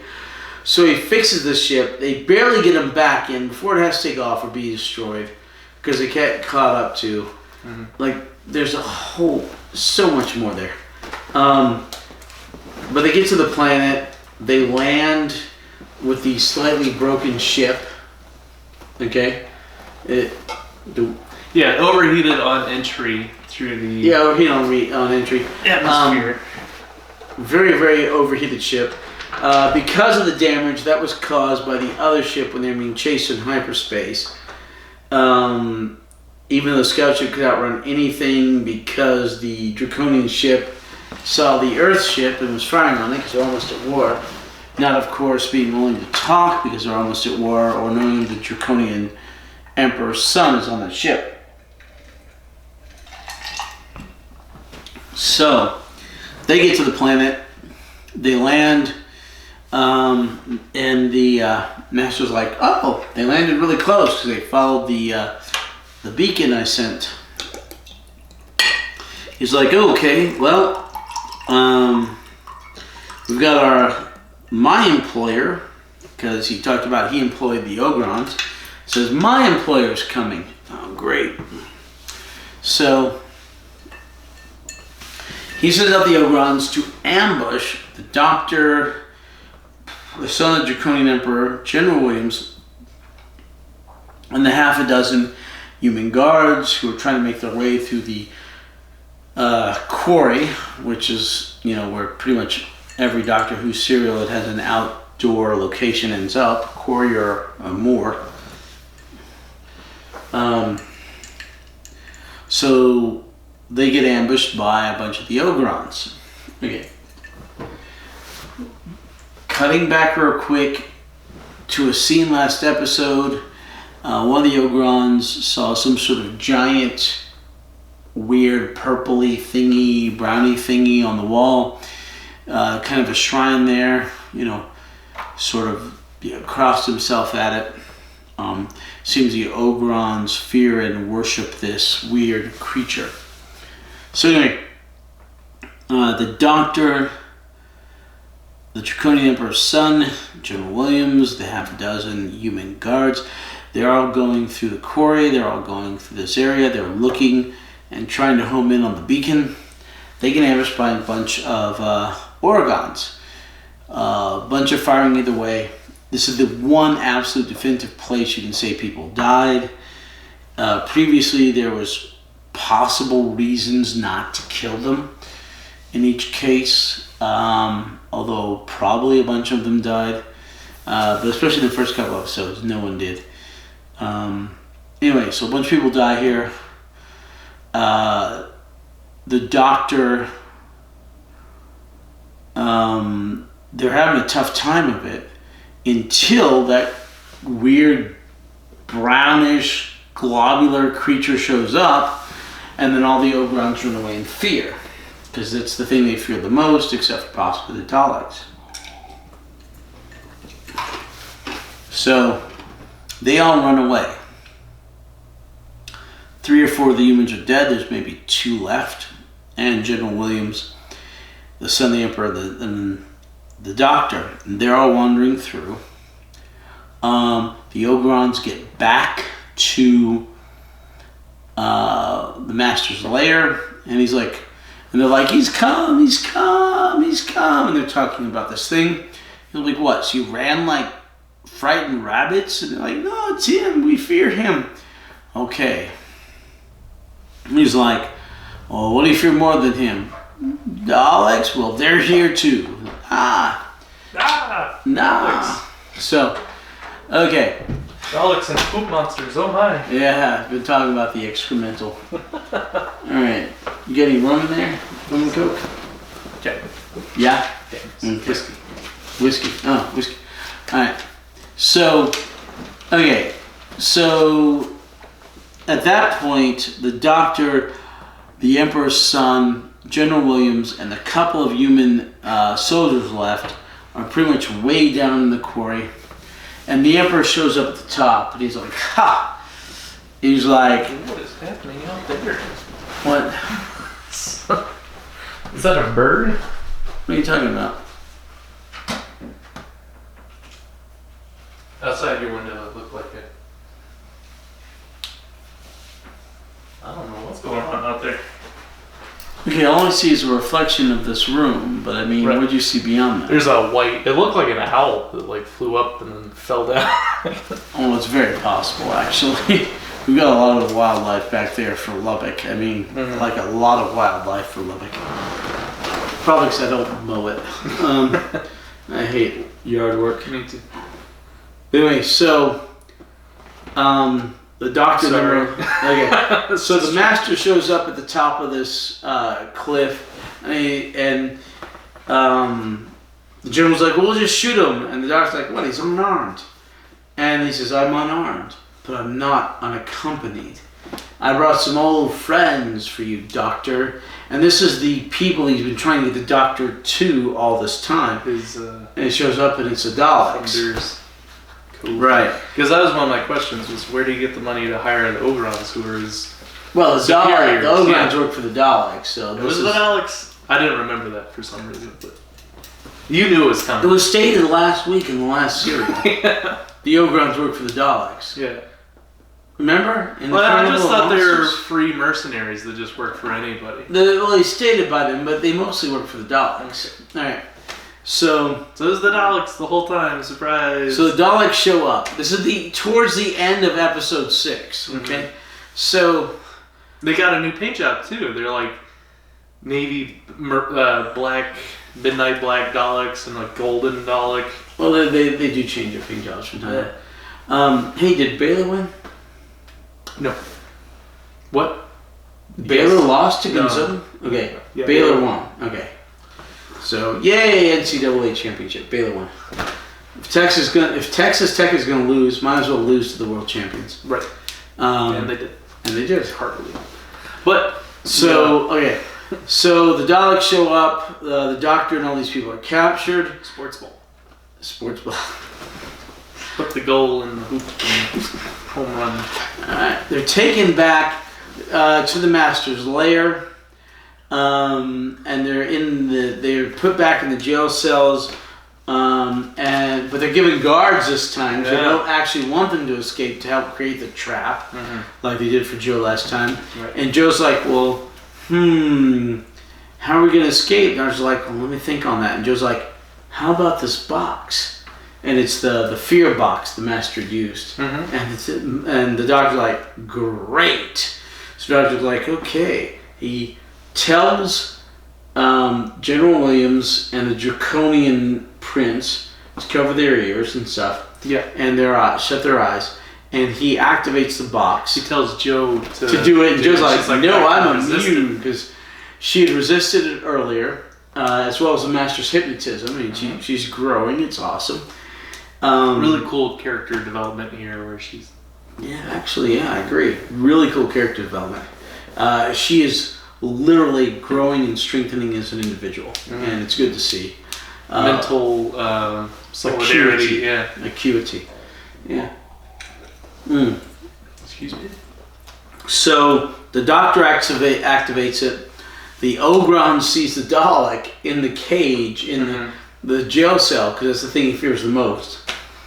And he tells, release me. So the Ogron releases the Doctor and them. The Doctor. Well, they fear the poop monster more than the. Fear the Dalek's the worst. The Doctor did some readjustments to where he probably got the outcome that he wanted. He had to do some sort of readjustment. Well, that and he had to make sure that it was set to the Ogron's wavelength.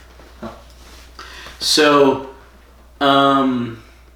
because remember earlier they were going to do the mind probe on the Ogron, but the Doctor was like, "He's got no mind to probe. He's the best defense of all, stupidity." So the Ogron lets him out of the jail cell. The Doctor lets the son of the Emperor, and I wish we had a name for him. And General Williams. Does it ever say his name? I don't know. There's a period where I forgot to write down names, but I don't know if it ever said the Emperor's son's name. And so the Doctor's like, "Okay, Joe and I will create a distraction. You two head back to the ship. Let each government know what's going on, respectively. And we've got the TARDIS here because Joe informed me the TARDIS was there. Yes. And we will take care of here. You take care of there, and we'll prevent this war." So the Ogron shows up, tells the Master the Daleks were there. The Daleks had left, saying, "Do not, was it fail us or something? Fail the Daleks. Do not fail the Daleks." Because the Daleks are figuring the war's going to happen. The Daleks will come out on top because the other two empires will kill each other. Yep. And the Master's like, "We'll see who comes out on top of this," because he thinks he alone can do that. He Yeah, has another plan. So the Master's insane. So the Daleks have left, and he's like, "Wait a minute, there are no more Daleks." He's like, "Oh," he figures out what's going on. He says, "Go get the other Ogrons." So they get. The Doctor and everybody gets to the one point. He says, "Okay, you guys go that way. Get out of here." And then the Doctor and Joe head just the other direction in their ship. They're met by the Master and the Ogrons. At that exact moment, chaos ensues. Because the Doctor sets off the fear thingy. And all the Ogrons are holding their head and they're screaming and they're about to run off. And the Master shoots at the Doctor. We don't know if the Master gets like trampled by.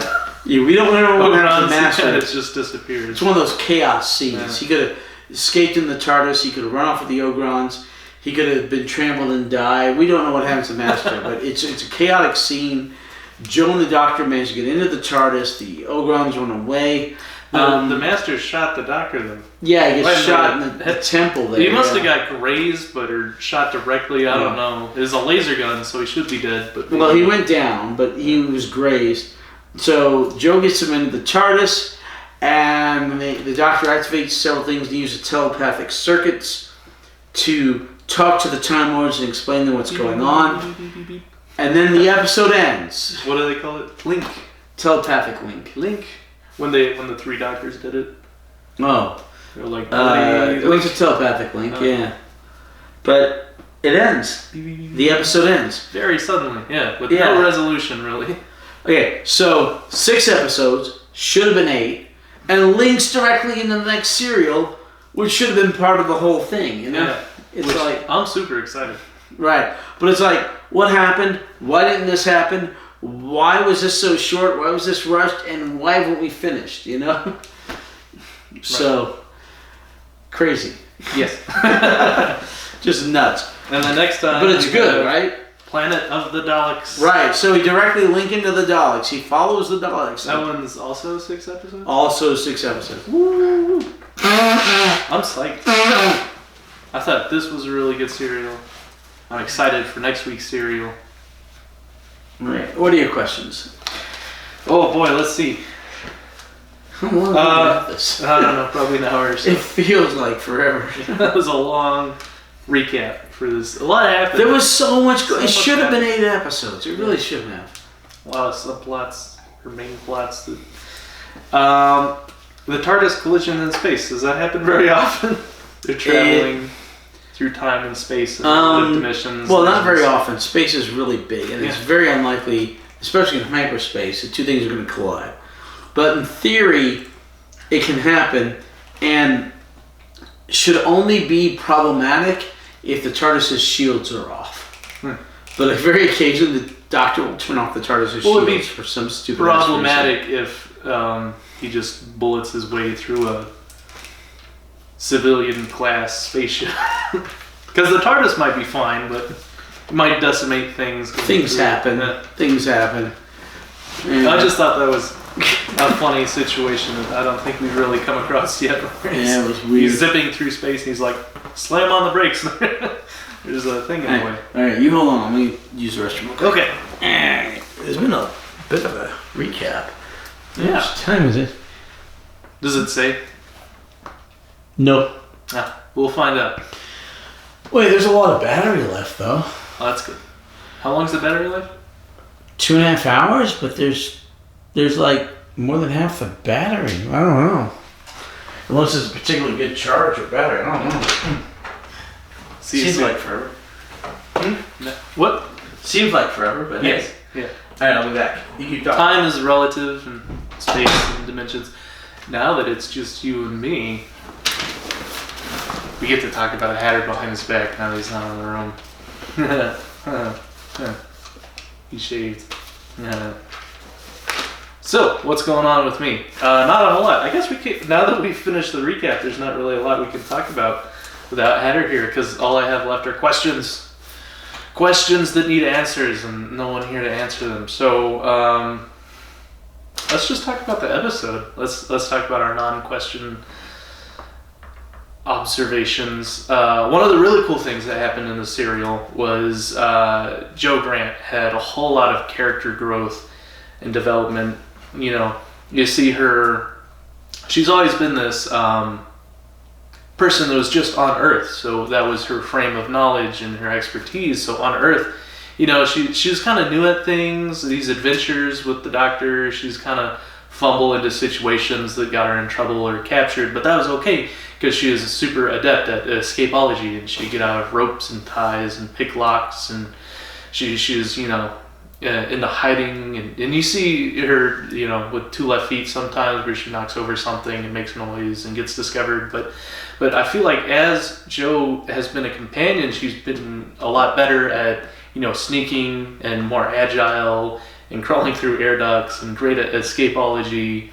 And then here in this serial, we see her grow more mentally adept at resisting mind control, because we have this great scene where the Master is trying to mind control Jo Grant because he's done it in the past, and she's like, "You won't get me again," and she's employing all these strategies which she obviously researched beforehand, and you know, just because she wanted to grow as a character. You know, she prepared for the next time someone tried to mind control her. So she's like, if I fill my head with nonsense, there will be no room for the mind control. And she's like shouting nursery rhymes and all the while maintaining eye contact. So there's this really cool, just this standoff between Jo and the Masters. It's kind of like this mental, you know, game of chess where, and then he tries to use the fear device, and she's like, I'm gonna overcome that.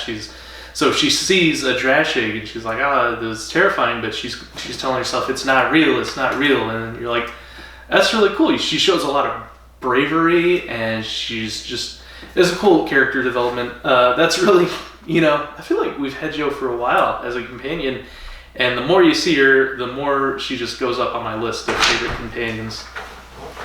Hello. Hey. All right. We've been talking about Jo's character development.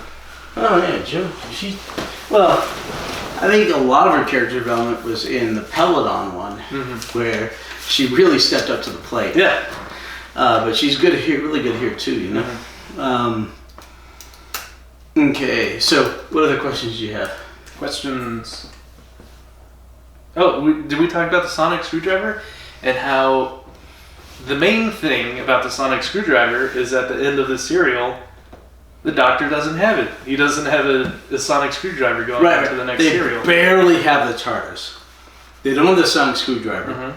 The war is yet to be averted. He has to deal with the Daleks. He has to deal with the Master. We don't know what happened to the Master. Or the Ogrons. And, I mean, there's just... I don't know why it wasn't one giant-ass serial. They divided it into 2, but okay, sure. 12 episodes long. But, yeah, we can't do that again. I guess it's the difference. We were so wasted after the War Games. Yeah. Yeah, we were. Gosh. So, in this one, we're excited for next serial because supposedly we're going to see the attack force of the Daleks coming to what they would assume would be a battle-worn Earth, human and Draconian Empire. But really, they're going to show up with the 2 forces are united front against the Daleks invasion, which they know are coming. Oddly enough, I remember next to nothing about the next series. And the Time Lords. It'll be fun. Maybe the Time Lords might get involved. That's true. He did send that information off to the Time Lords. So it's exciting. But the Doctor doesn't have his sonic screwdriver. We assume he'll probably get it back. But also, speaking of the sonic screwdriver, we see once again. I like talking about the sonic screwdriver when the Doctor uses it for something we haven't seen before. So at first it was a screwdriver and like a magnetic screwdriver, and then we see it, you know, sonically doing mechanical locks or digital locks, and then we see it sonically igniting methane gas. Well, no, before or that, exploding landmines. landmines. Sonically. And this one, we have him unlocking a non-computerized lock. An actual he's using mechanical with bolts, but the way he does it is he's magnetically. Yeah, he magnetizes the bolts, and that's really cool, actually. Yeah. So cool. We get to see the sonic screwdriver doing more stuff. All right, so we were thinking. We see the sonic screwdriver fail against a computerized lock. It had the alarm on it. It was classic. It was too sophisticated for the sonic screwdriver. Which, do we ever see that again? Well, occasionally, yeah. Mostly if it's wooden. No, seriously, it doesn't work on wood. It's either too sophisticated or not sophisticated. Too unsophisticated, right, exactly. Alright, so we'll probably do Planet of the Dogs next week. Yeah. Just because it is almost a direct continuation of this. But we do have 2 animated serials to catch up on. So some more Heroes and Villains coming at you. Right. So the animated ones are Fury from the Deep. Fury from the Deep. And the Faceless Ones is first. I'm excited for the Faceless Ones. Yeah. Faceless One and Fury from the Deep. Yeah. Alright, what other questions do you have?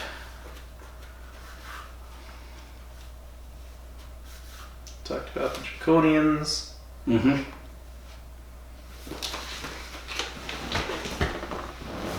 We talked about how they never confiscate anything from the prisoners, and that's why they keep escaping.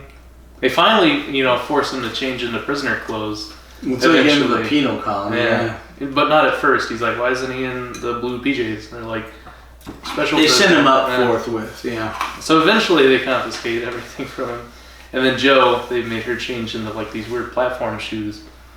And the black PJs. That, sort of. Which is a cool outfit. It almost looks like a karate-gi kind of thing.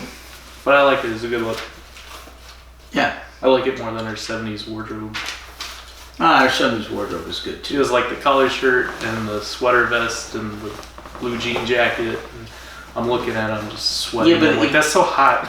There's so many layers. Britain is colder than the southern U.S., okay? But what about space ships? That's even colder. Well, not in this spaceship. In the spaceship, it's still colder. They keep it cold because it takes a lot to heat.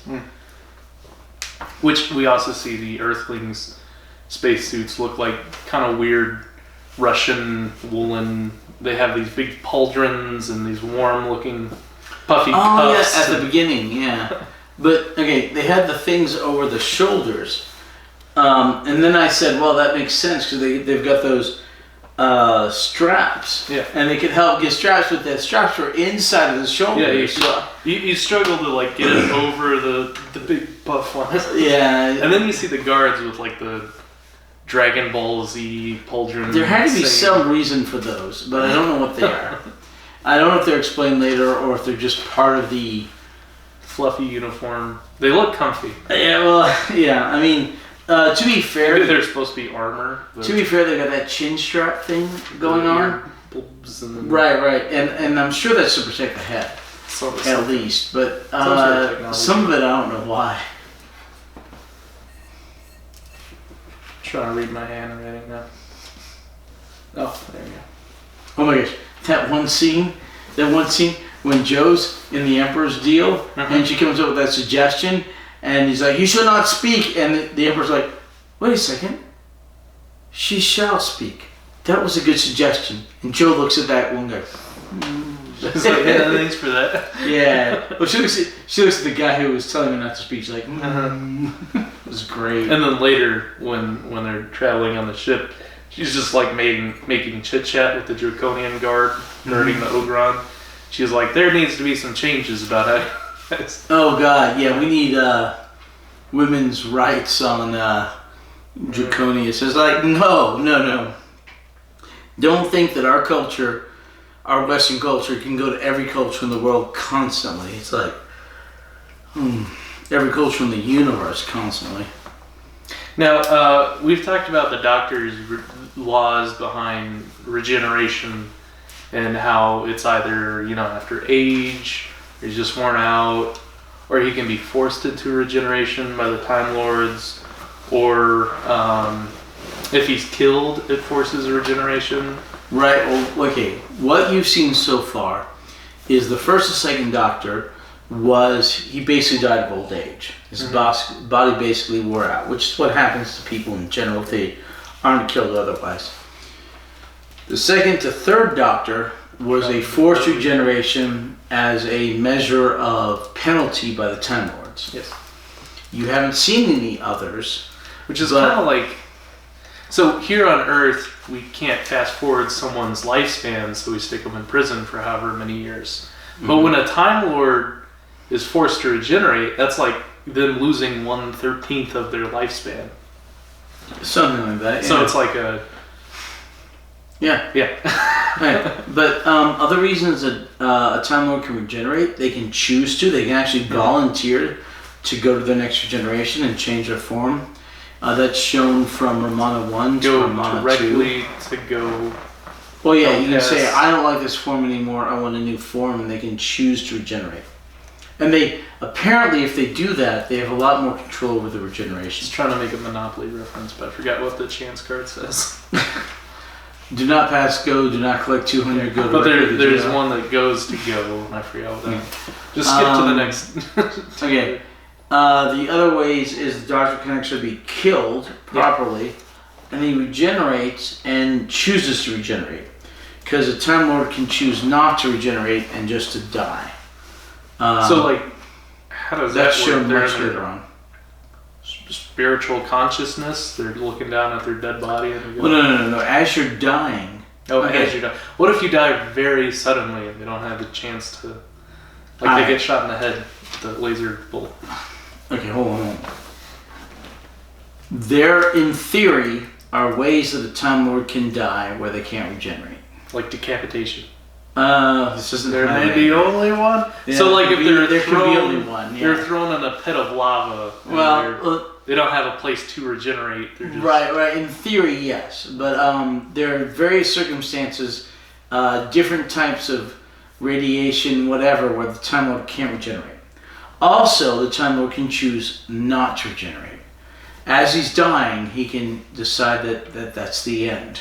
In the same way, some people give up on life. Mm-hmm. You know, some people just choose. You know what? I'm done. Let the cancer kill me. I don't want radiation. I don't want chemo. Let's just be done with it. Have you seen that one movie? I think it's called In Time, where it's about how medical advancements have gotten to the point where people are immortal, and then they're kept alive by technology, and then their lifespan becomes the new currency. It's like how many years you have in your life. It's a horrible movie.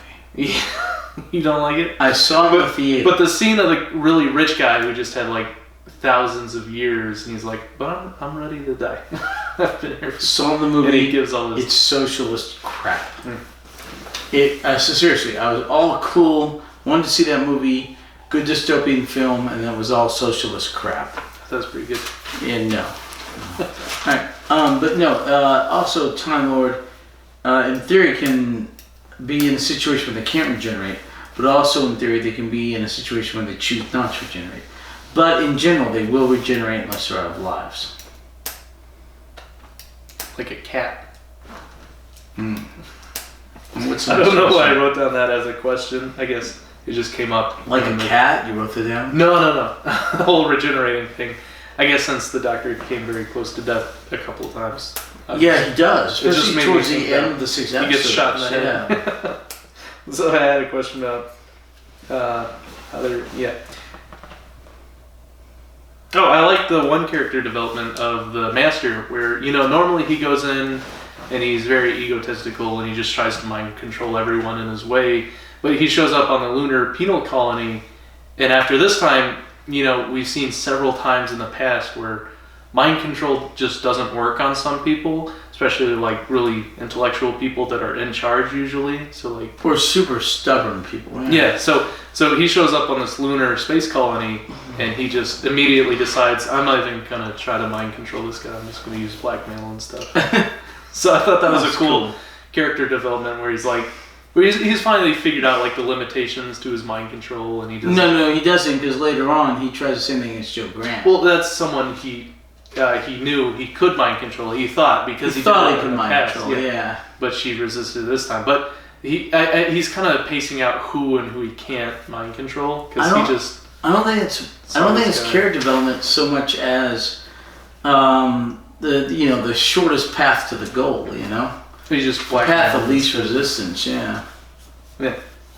I thought it was cool. He didn't even try. Possibly, yeah. He's like, I'm not even gonna try to. I can control this guy, the lunar governor dude. Oh, the doctor talks about the stolen TARDIS when he's making chit chat during their jailbreak. Yeah. How he stole the TARDIS. Yeah. Really heard too much about that. He promised to. It was borrowed. He planned on returning it. Mm-hmm. As he will, right? Next episode. Yeah, no, he never does.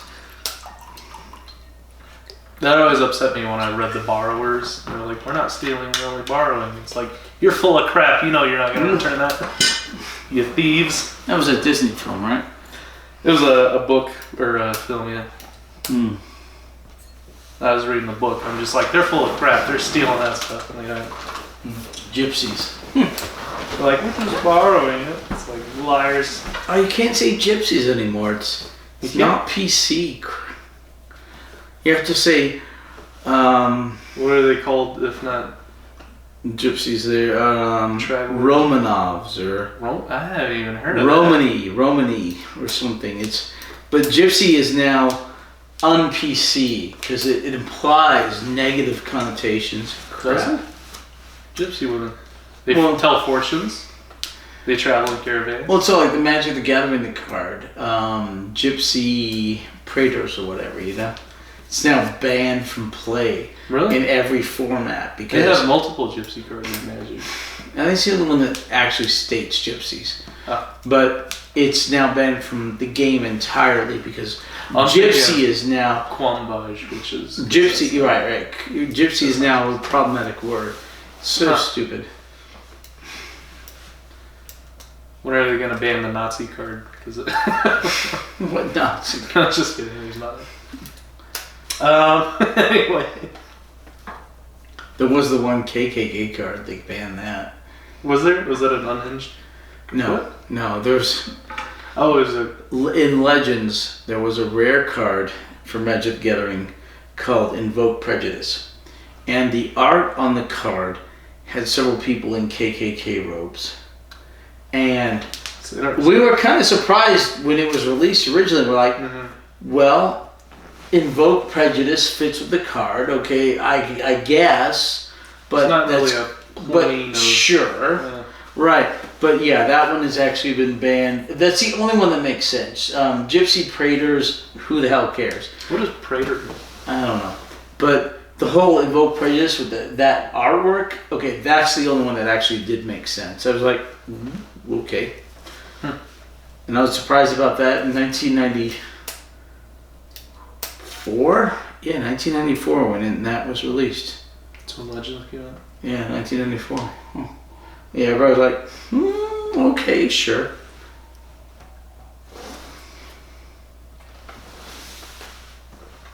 But anyway, what's next? What's the next question?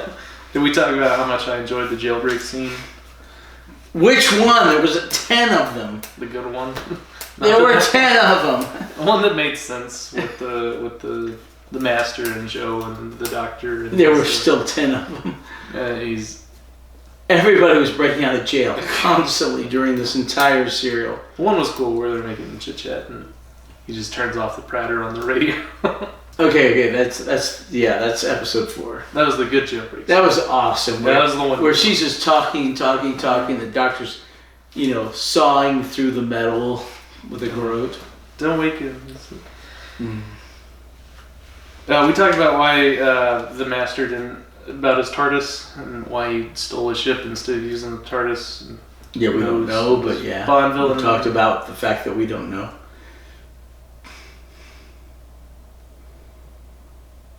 I think that's about it. That's all the questions. Kind of work through them while we're doing the recap. Yeah. Okay. Wow. All right. It feels like 2 hours.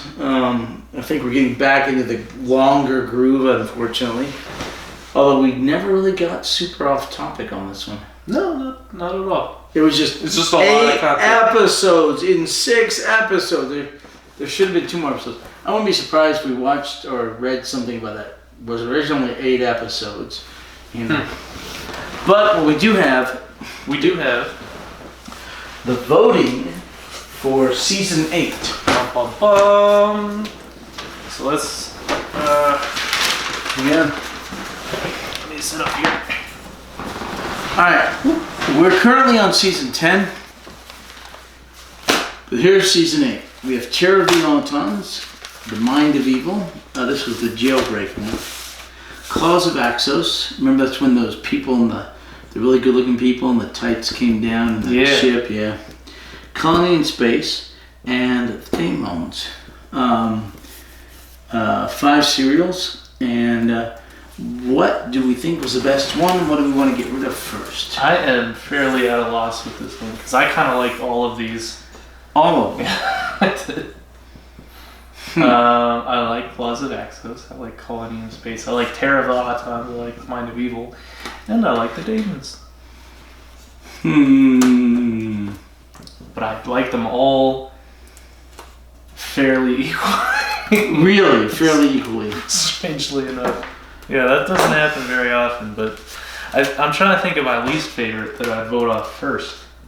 Okay, am I going to be the sole decider on this one? What's your least favorite? Okay. Let's talk about them. Let's talk about them. Drink. Alright, where's your drink? Back here. Alright, yeah, I hope that was on camera. Alright. Terror of the Autons. I like the Autons. Right. That's we haven't seen that animation yet, did we? No, the faceless ones, I mean, I'm sorry. Never mind. No, it's the faceless ones. Alright. They're not in this one. Alright, we're not going to watch faceless ones next week because we're going to finish up this with Planet of Daleks. But we need to do faceless ones and we need to do Fury from the Deep as catch up. But, alright. Terror of the Autons. Alright, we've done Plastic a lot of Auton stuff. I like Mind of Evil. Now, Terror of the Autons, it was cool seeing the Autons again, but it was kind of like the point in time where you're really just getting tired of the Master and the same old. Well, that's the problem I have currently with the Master. I mean, it's like. It's like why do they leave him on guard? Why is he getting away again? No, that's Mind of Evil. He was in the Terror of the Autons. Correct, he was. With the plastic people. Right, and but remember Mind of Evil when he's. The last episode was that shootout, and he got away in the van, but he put the mask over the Auton or the prison, cop. Yeah. So this one, just at the end of the episode, I'm like, he's getting away again. The same. There's the Master, like in all of these. Okay. So Mind of Evil is cool. That's one of the prison where they're doing the experiment with that machine. Mm-hmm. You know, I like that. It had a limited sets. Like you're kind of seeing the same. No, but there's a good number of sets because they had that prison. They had the outside and the inside. And they did a lot of fighting within the prison, which is really cool. Yeah. All right, Claws of Axos. I really like that one. You really like that one? Yeah. Did you not like that one? Okay. I think I like this more than the other two. Okay. Colony in Space. That was okay. Okay. Fine. Let's go to Colony in Space. I don't like Colony in Space. Not as much as any of the others. I would agree with that. I did like it. Not as much as any of these. I'd say I'd like these two less than the Claws of Axios. Right. The Daemons. And then the Daemons are, it was really good. Really friggin' good. Really good. Yeah. Okay. Alright, next one to get rid of. We both like the Daemons. Say them. I like Mind of Evil more. Yeah. You like Claws of Axis more. Well, I like Terror of the Autons too, but not as much as Claws of Axios. So you want to cross this one off next? So Terror of the Autons. Yeah. Alright, so this is so old school. I love using one word. Alright, so Mind of Evil, Claws of Axos, and the Daemons. Alright, most of the time we never talk about this before we come on this camera. We don't. But I wrote this out in the other room while we were watching the what was the hell of the thing we're watching? Or it's Frontier in Space. Frontier in Space. The title of this serial doesn't really have anything to do with the serial. Frontier in Space. Kind of. I think it could have had a better title that better conveyed the whatever was going on. Okay, the only better title would have been All Hell Breaks Loose. Alright. So, I wrote this out and I was like, okay, I just flat out think the Demons is going to win because I it feel was like amazing. you like Mind of Evil better than the Claws of Axos. I like the Claws of Axos more than Mind of Evil, but I think we both like the Demons better than either of these. Agreed. So these would be like tied for second maybe versus our opinion. But, I mean, here's like that's your second place, that's my second place. Right. Here's the Demons is fantastic. First place. Exactly. It just, like I said, outside. I think Demons is just flat out going to win. Like the Inferno last time. The last serial and the best serial in the season. Yeah. Hey, cool. Yeah, I it's like a this. classic. Season 8. The Demons. How did they? Is like the. Oh, there you go. Yeah. What do you call that? Aether. Yeah, Demons. There's Demons. a word for the AE. Yeah, the AE is a special letter that I think it's Gaelic or whatever. There you go. You got it. There you go. All right. So Demons is the winner of season 8. Yeah. Next week we'll do season 9. And then we'll do our. That's the. No, season 10. That's his last seasons. No, season 11. He has 5 seasons. Oh. Okay. Oh, we never voted on Hartnell's favorite episode, did we? What? What are you talking about? We started doing our favorite episode of the Doctors. So Troughton, the War Game was our favorite Troughton episode. Mm-hmm. So we did our favorite episodes of the season, and then we did our favorite the episode. first Doctor. Oh, maybe I didn't write it down. Never mind then. We did our favorite Hartnell episode. Yeah. We did each season for Hartnell. Yeah. Okay. The 3 seasons, and then we did. I have to go back and look them up so I can write them down. I think Hartnell's favorite was the Daleks' Master Plan. Was it? Was that our favorite Hartnell serial? I think so. I couldn't tell you right now, but I think so. I think that's but what else could it be? I think that was it. No, I think it was Daleks' Master Plan. And I think we did each season, and then we turned on Daleks' Master Plan. The only other thing could have been the Daleks. Mm-hmm. Okay. And then we did the 4 seasons for the second Doctor, and then we did the War Games as the final winner. So and we had 7 and 11 before we get to Pertwee's favorite. Correct. So 9, 10, and we're on season 10 right now. Yes. And then 11, and then we'll do the full third Doctor. Yeah. Okay. Who's our 4th Doctor? Tom Baker's our 4th Doctor. Hey! The Doctor. How many seasons does he has the most seasons, right? 7. 7 seasons. That's a ton of seasons. It is, actually. Now, he has the most episodes and the most seasons of any Doctor. Because he was the most popular? Mm-hmm. He was the most popular because he was awesome. Mm-hmm. He has the most seasons because he was awesome. He has the most seasons because he was the most popular. It's all a feedback loop. He's everyone's favorite because he was the most episodes. For many Americans, he's the absolute favorite. I still think Troughton's my favorite so far, but I haven't seen. Right. Troughton's my second favorite after Tom Baker. I think I actually like the way it works for you. Pertwee more than Hartnell now. Okay, cool. I think he beat him out. Cool. Would you say this? You like Pertwee more than Hartnell's? Like Hartnell's a classic, but I don't know. I do like Pertwee. He's the gentleman's doctor. He's really good. I didn't like Pertwee at first, like the first half of his first season. Well, you don't like him. But then he grew into. He's just really anti-establishment and hippie, and he didn't get along with the. He's still that way. Yeah, but at least now he punches people in the face and stuff. Whips people.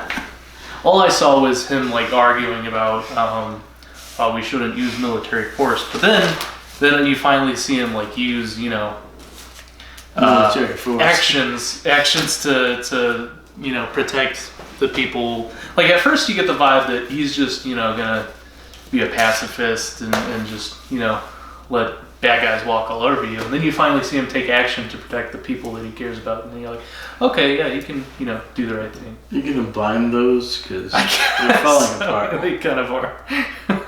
What I want to do is get a tablet and just transcribe them into Word documents. And then it'd be easier to look up things by keyword. You can just look up episodes by typing in a word search. Okay. So hopefully next week, The Dog's Planet. So I've been looking at Next couple of weeks, we'll do some of the animation catch-ups, cleanups with Faceless heroes ones. and villains, right? Faceless Ones and Fury from the Deep. Fury from the Deep. Fury from the Deep. And then we'll get back into more of the main Doctor Who line. So, thank you for joining us. Gumbe. And a movie night at some point. Yeah, wait, what movie do you want to see? I thought we decided on one, but I forgot Which one? We still need to watch Aliens, too. I don't think that's the one we decided. Just call it Aliens. Yeah, Aliens. Oh, I was so close to showing you Little Shop of Horrors tonight. Have you seen it? No. No. Okay. I'll show it to you, but Lisa doesn't want to be there for that. Okay. And then Very Bad Things. And she cannot be there for Very Bad She's showing me Things. the worst movies, Hatter. Scary movies that No. Little Shop of Horrors isn't scary. Does it have a happy end? No. No, I don't want to see it. Okay. Very Bad Things does not have a happy ending. Little Shop of Horrors does not have a happy ending. Does 1984 have a happy ending? No! Why are they Hell making no. me read it? I'm like halfway through. Because it's going on right now. Yeah. Okay, so, who says life is fair? Where's that written? Most of life does not have happy endings. But if you're writing it, you can write whatever you want. You can write what you want. You can write life is fair. No, it doesn't. And then the person's going to read it and be like, oh, that makes me feel warm and fuzzy. But it's not true. It doesn't have to be if it's written. That's why fiction's so popular. It just makes you feel cool. Because you want to read about magic and stuff that doesn't exist. Like happy endings and fairy tales. That's why it's a book. I just want to hate you. It's made to make us feel good. And then you go and you read history to not feel good. And you're like, oh man, that's deep. That's heavy. Let me read, science fiction so I can feel cool and warm and fuzzy inside. Watch space rays and right, go drink lots and of James alcohol. Bond get the woman and then they kiss and then he saves the world. He saves the world from nuclear. That's what everyone wants to see. The new one is even a That's what everyone wants to see. Thank you for watching. Yeah. Oh, we need an outro. Yeah. I need you to make us an outro. Do like a credit thing where we Well, can see next credits episode. or black screen or whatever. Yeah. But I need an outro so we can have the click on this and the here's this join Previous us and episode, stuff and this playlist. yeah, but Subscribe like button. a 2-minute outro that I can add to the end of stuff so people can click on stuff. 30 seconds. Wait, 30 seconds. No, 2 minutes is a long time. Well, yeah, but they got time to click on it. This is A 30 minute. seconds. A minute. I'll go with a Look minute, up. okay? It's 1 minute. But seriously, just I need you to make that, No send problem. it to me, Mhm. and we can do that. We can add it, and they can have an outro to click on stuff. I can actually show you how to do that post. I'd rather you do figure Gotcha. that out and be Okay. able to send it to me. Bye. Bye. See you next week. More alcohol. Click here to watch the next episode that isn't up yet. Click here. For other stuff that isn't up yet. Click Hey, here. that's your middle finger.